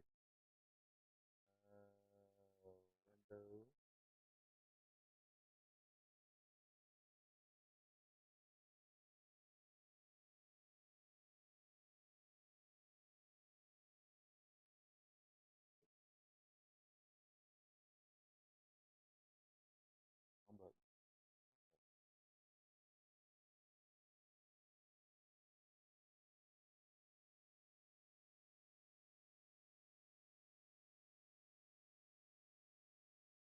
Now, of course, this was the 1979. The Knoxville territory is totally dead at this point, I do believe. But I guess uh, actually, but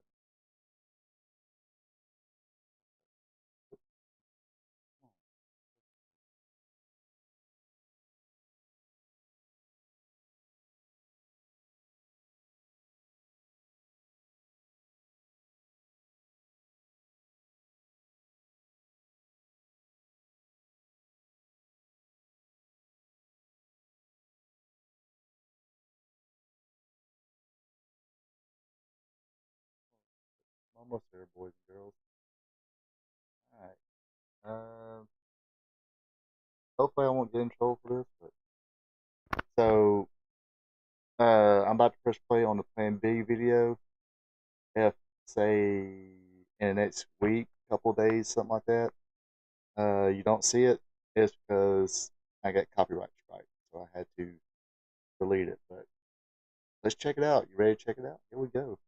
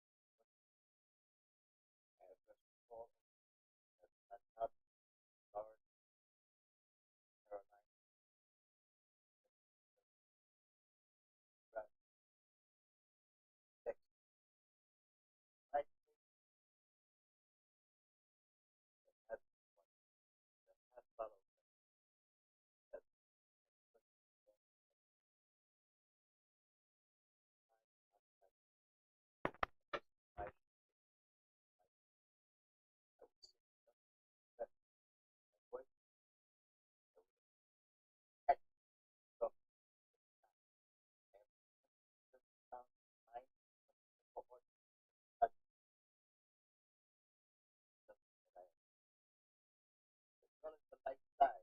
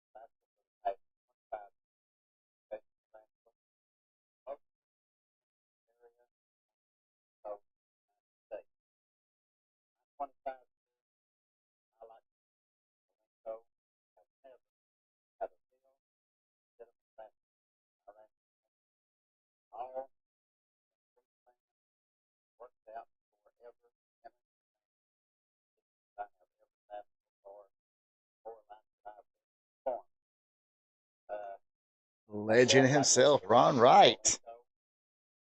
Now that's a cornbread accent. That's a moonshine accent.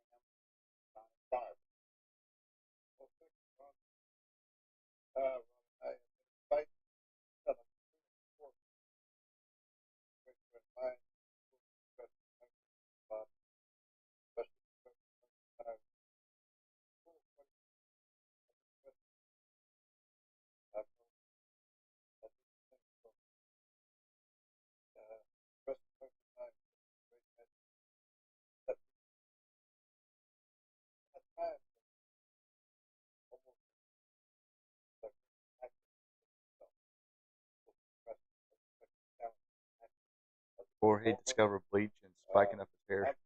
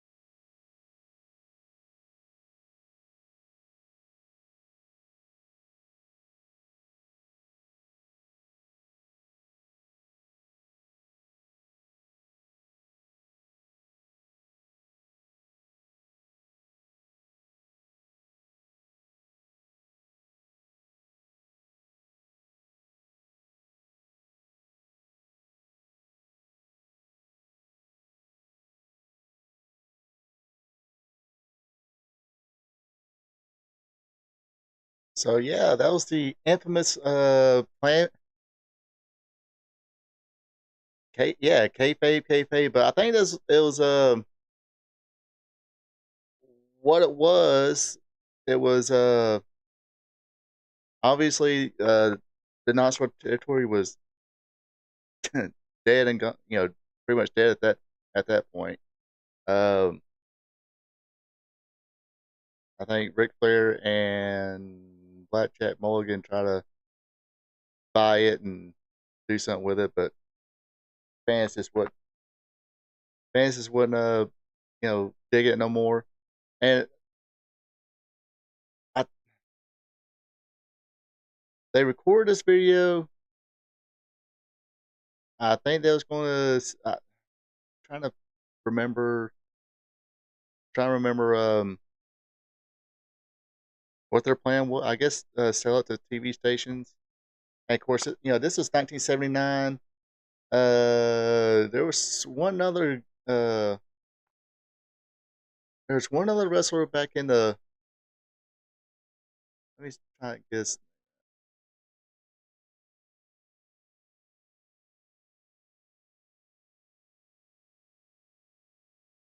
His name got mentioned on the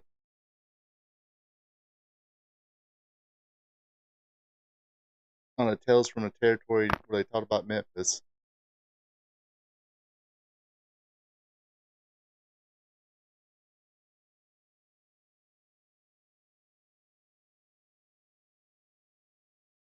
I don't think it was him. Not well. So apparently in 1933, a guy by the name of Jack uh, Pfeiffer talked about the industry inner workings to I guess a paper called the New York Daily Mirror. Uh, he did expose. Let's see.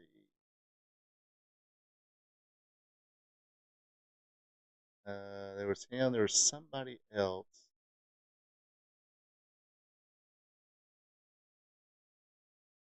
And of course, McMahon did it. Was it early? Who was that other guy?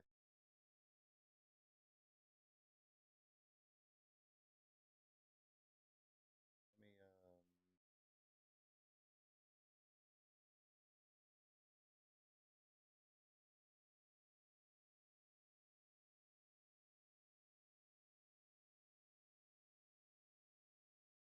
This is of course.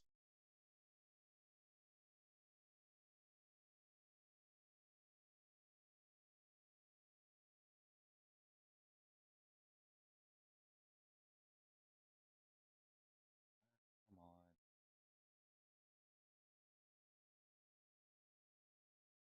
on. There was a 2020. Then there was like a.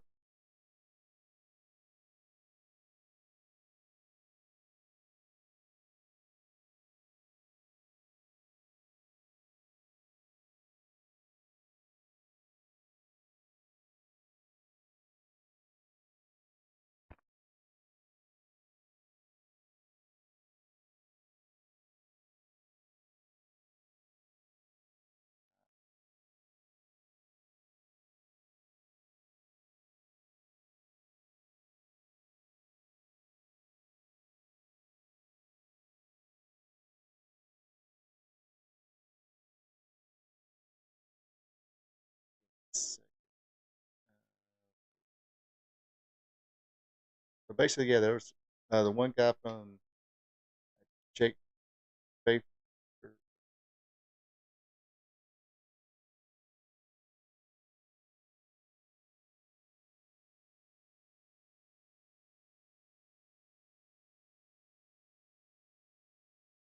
Mm.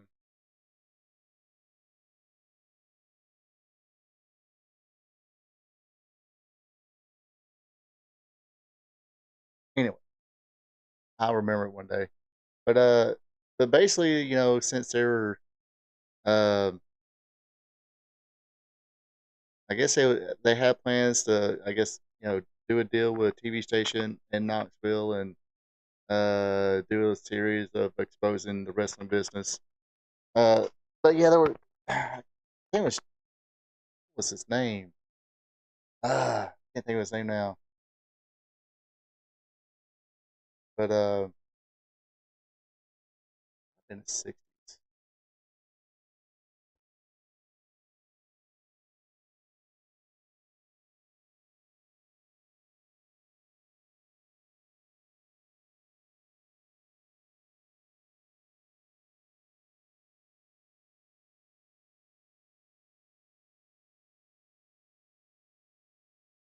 Mm, it's, you know how I get, folks.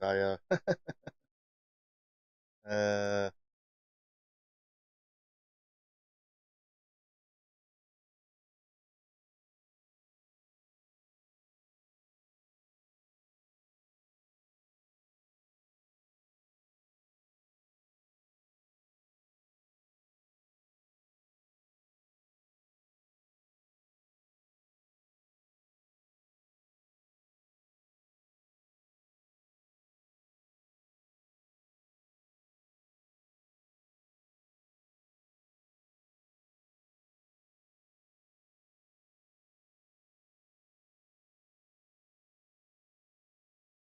can't think of the guy's name now.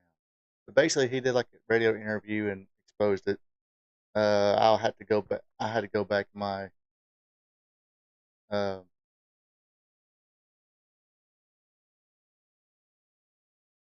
I had to go back in um the Memphis classic wrestling reminiscing, talk about the tales from the territories because they mention his name. But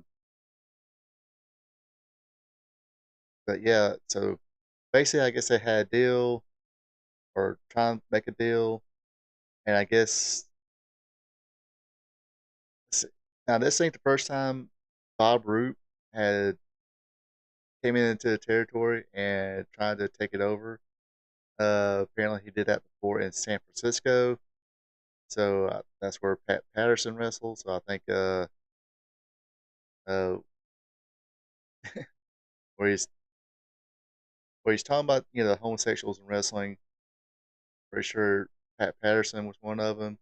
Jim Barnett, of course. Uh, Terry Garvin, the original Terry Garvin. Uh,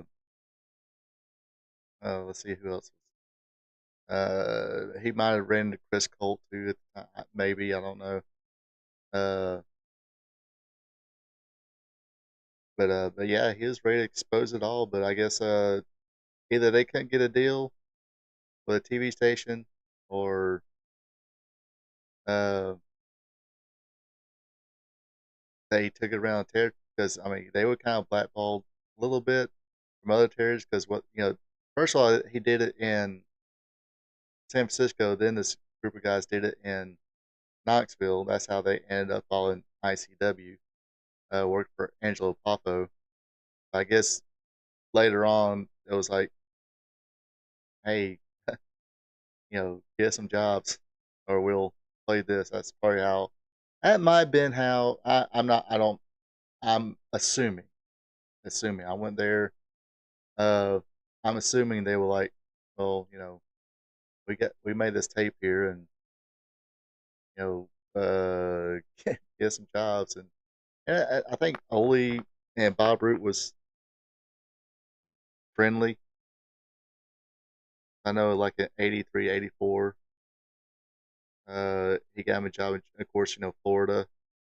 I think he went back to work in Florida. Uh, yeah, it's funny that Bob Roop, talking about he's never really had a real wrestling match, and here he is exposing the business, which he used to. Uh, what do you want to call him? The hooker, or what? Or not hooker? That sound right. Basically, the guy who people would kind of come in and say, "Oh, I'm a big tough guy. I can be a pro wrestler." Okay, go in the ring there with Bob Root, and Bob Root. I mean, there's video of it of Bob Root stretching guys, and I think didn't they call it? Yeah, it might have been. I don't know if it was at the sport, but somewhere I think that somebody said 80 grams set up a ring, and I think he called it like a snake pit or something like that. I don't know. But basically, here's these wannabe wrestlers that just tried out and got stretched by Bob Root, because it was a tight knit fraternity. I mean, they didn't let you in unless they wanted you in. So, uh, and maybe they were, because I think even uh, even Ole Anderson, I think, kind of bragged about in his book. I forgot what the price was, so he would I think he said like 1,200, $1,500. Okay, kid, come here and do a tryout, and they would do the 5 miles, 500 Hindu squats and 500 push-ups deal. I think that's how they did it. Then they get in the ring, and Al Snow talked about it in his shoe interview. He went through the Ole Anderson thing, and I think Al Snow said he uh, did okay against a couple people. Then Ole Anderson came in there and raked his eyes, put the boots to him, and like shoot, kicked him and stuff like that. Or some of those people just I mean, Ole Anderson was also a collegiate wrestler, so for sure he would go down and stretch people and take their money. Um, was it the right thing to do? Maybe not, but I understand. Uh, it's kind of like magicians back in the day. They were like, you know, these are our tricks, but we're not going to show you how it's done. As far as you know, it's real magic. We can really do magic. But like I said, possibly not the right thing to do, but totally understand. Um, but I mean, some of that stuff was discussed in the 2020 thing expose with uh, Eddie Mansfield and uh, Jim.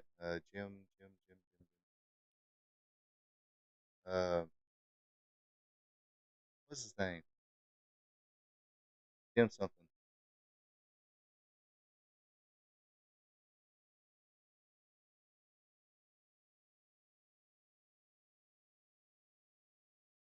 Jim Wilson.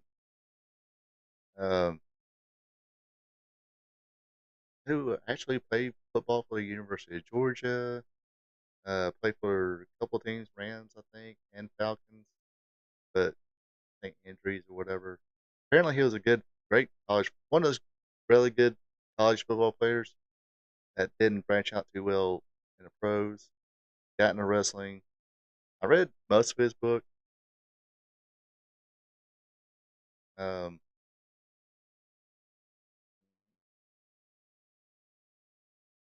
I don't know. Uh, and I seen some of his matches, and I mean, yeah, you gotta kind of like go, okay, what was a standard good worker in this time? And I don't know. This no, uh, now did that could be? I mean, uh, that's one of the things when they did the well, it was mostly focused on David Schultz slapping John Stossel, but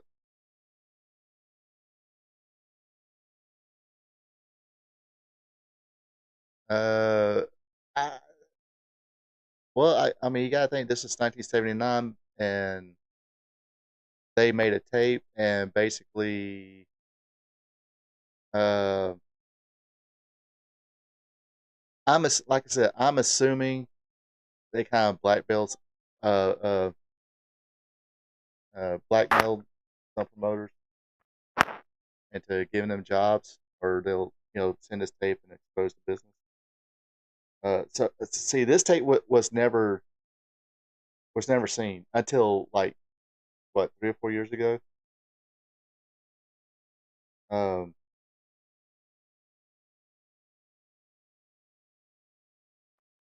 I mean, this tape was only seen just recently, and they would kind of get blackballed because of the whole Knoxville thing. And like I said, this was, if I heard heard correctly, uh, Bob Roop had tried to do this or try to take over a territory, strong arm, take over a territory, and it didn't work. He tried to do it in San Francisco, and it didn't work out too well. Um, but now, as far as Mansfield is concerned, he actually he was on the program 2020, and he exposed it. Now supposedly, Mansfield was also one of these people who would complain and sometimes not show up and thought he was bigger than what he was. Like I said, I I can't really judge at that time because I wasn't, you know, what, 8 years old. Uh, and see, that was what 84, 84, 85, I think, the 2020. I got it on VHS somewhere. You might have it. It was in my box of VHS. I guess I should, if I go and lean, I guess I should lean this way. And lean one way. But yeah, I mean that basically, yeah, that's the reason Mansfield was blackballed because he went on uh 2020. It was shown nationwide, and okay, screw you, buddy. Um, but yeah, I got that complete episode of 2020. I think I think also in that in my box of VHS, I think it might be a whole like a whole thing of people exposing it to. I can't remember. Um, but anyway, um, but yeah, well, I mean, Jim Wilson, you know, his career was over with by that point. I think. Um, but watching some of his matches and stuff like that, I mean, blackballed.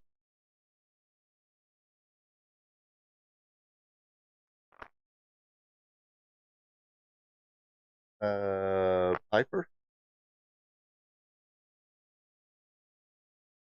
I don't think Piper's never really been blackballed. Um, but supposedly Jim Wilson's claim was he got blackballed from wrestling because he went to sleep with Jim Barnett. That's Jim Wilson's. He said, if I remember what I read in his book, supposedly he was in tight with Jerry Briscoe or Jack Briscoe. Jack Briscoe was world champion, and supposedly there was talk of him being the NWA world champion. Again, this is from Jim Wilson, not me. I'm trying to. This has been a while since I read that book. I need to see if I can get that book on tape. I mean, it's got some interesting tales in there. Like I said, it's one of those. I'm not saying he's lying about some of that stuff, but uh,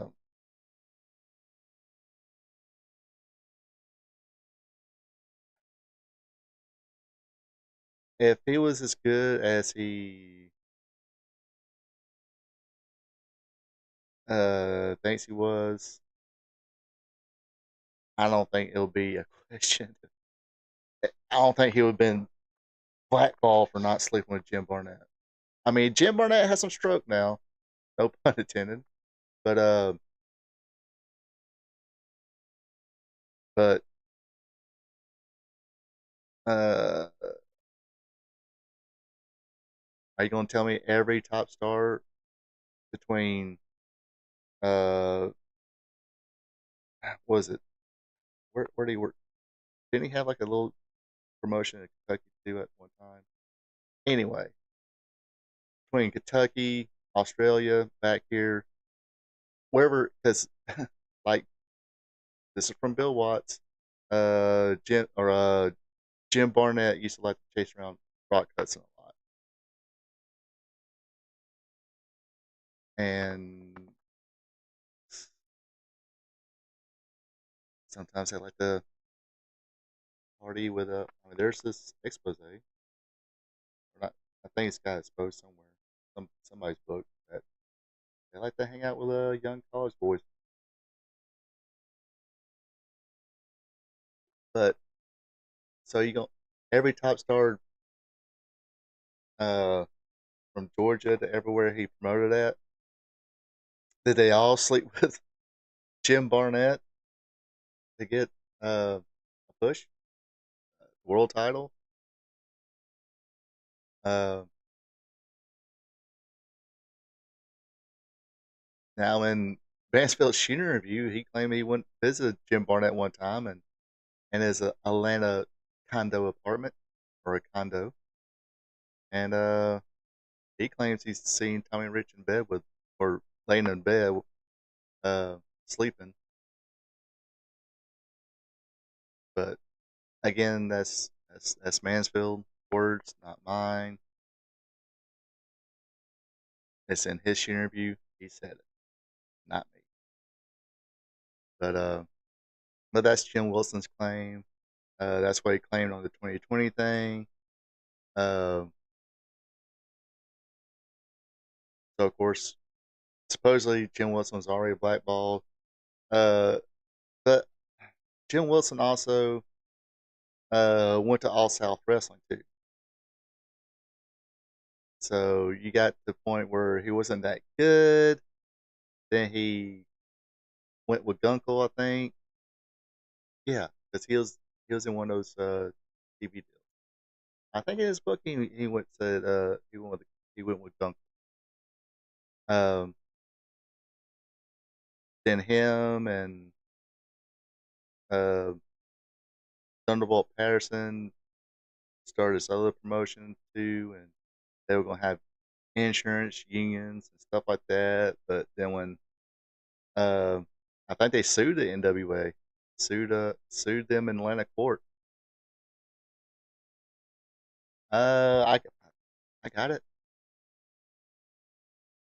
I'll let you borrow it. Um, Heck, you might be able to find it on YouTube. Um, but what was I getting at?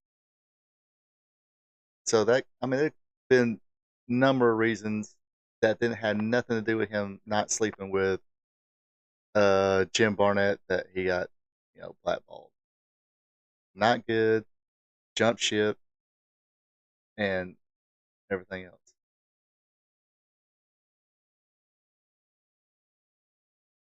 And Mansfield's thing was him and Ole, I guess, had some kind of falling out or something like that. But supposedly he was a guy too who was decent, but um, would complain a lot, not show up, stuff like that. That's what I've heard from James E. Cornett. Um, and of course, poor Dr. D. Davis Schultz.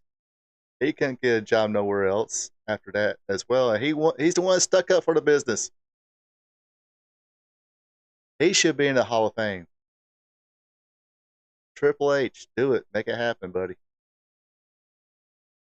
I mean, he's the one who, you know,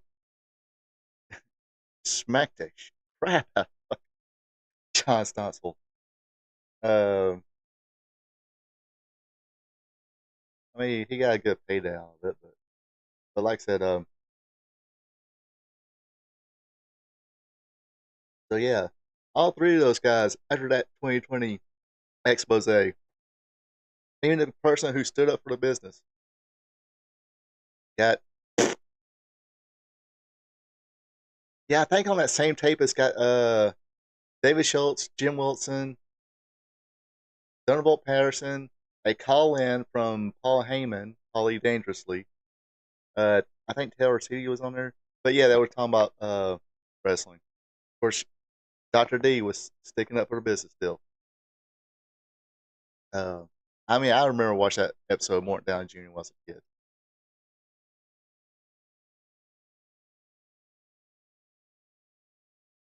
And Dr. D, you think this is fake? No, you were blackballed because you weren't no good. What? You claim you were blackballed because you didn't have sex with some other man? You an ugly man. It was, oh gosh, that one's that is on YouTube. That's definitely funny to check out. Oh, Doctor, so yeah, we gotta do a petition. We gotta start emailing the WWE or whatever and say put Doctor D. David Schultz in the WWE Hall of Fame. Give him a payday. Anyway, well, damn it, I think this is probably the longest one I've ever done. Longest streams I ever did. But my tummy is growling, get a little hungry, so, and I'm cooking, so after, after a week, sorry, my thing is after a week of, you know, I mean, even though it's like from the deli, whatever, chicken and maybe some sides and stuff like that, it still feels like fast food. So I gotta cook something. So that's what I'm about to do. Anyway, appreciate everybody who tuned in this evening. Like I said, if you're entertained, click that thumbs up button. Leave me a comment. Also, if you're not a subscriber yet, click on that subscribe button. It'll help me out tremendously. And yes, it's Friday. I need, even though it's spaghetti, quick, I call it, just simple spaghetti. It's still, it's it's still home cooked. Not, I'm using bot noodles and all that, but still, this is something. That's how I like spaghetti. Anyway, but yeah, so yeah, if you're not a subscriber yet, click on that subscribe button. It'll be greatly appreciated. Share this with friends. Man, uh, uh, definitely would like to get some more subscribers on here, of course. I mean, I don't know how much more I can advertise. But yeah, if you're on, if you didn't notice, I do got that little thing on the left hand corner. There's all my Facebook, Twitter. Follow me if you want, friend me. Um, and usually I'll advertise what I got coming up on those things. I know I need to spend more time on Twitter and Facebook, especially when I'm watching stuff live. But I'm sitting there like taking notes, and it's like, you know, it's like, okay, do I need to, do my notes? Then, okay, do I need to tweet about this or put on? Anyway, I sometimes fuck shit up. So anyway, but still follow me. Uh, Other than that, you folks have a good one. Take it easy. And until next time. So long from the peach state of Georgia. Thank you for checking out our P2 Vision.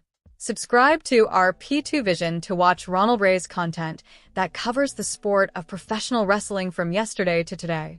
His weekly content starts off with Wrestling Trivia Tuesday. Every Tuesday, Ronald Ray asks 5 questions about the sport of professional wrestling. So tune in and have some fun. Then it's WWE Monday Night Raw recaps, where he recaps all the action from the Raw brand. Ronald Ray also does an AEW Dynamite recap show where he recaps and has fun doing it. Do you like live streams? Well, join Ronald Ray live on Spot Show Livestream, where he discusses current wrestling. Join the chat and have fun. Spot Show Livestream is on Thursday nights starting at 8 p.m. If current pro wrestling isn't your thing, like all wrestling past and present, or you're a new fan and want to hear how things were back in the day, then tune in to Wrestling Gold Friday night, where Ronald Ray discusses back in the day when wrestling was wrestling, featuring watch-alongs.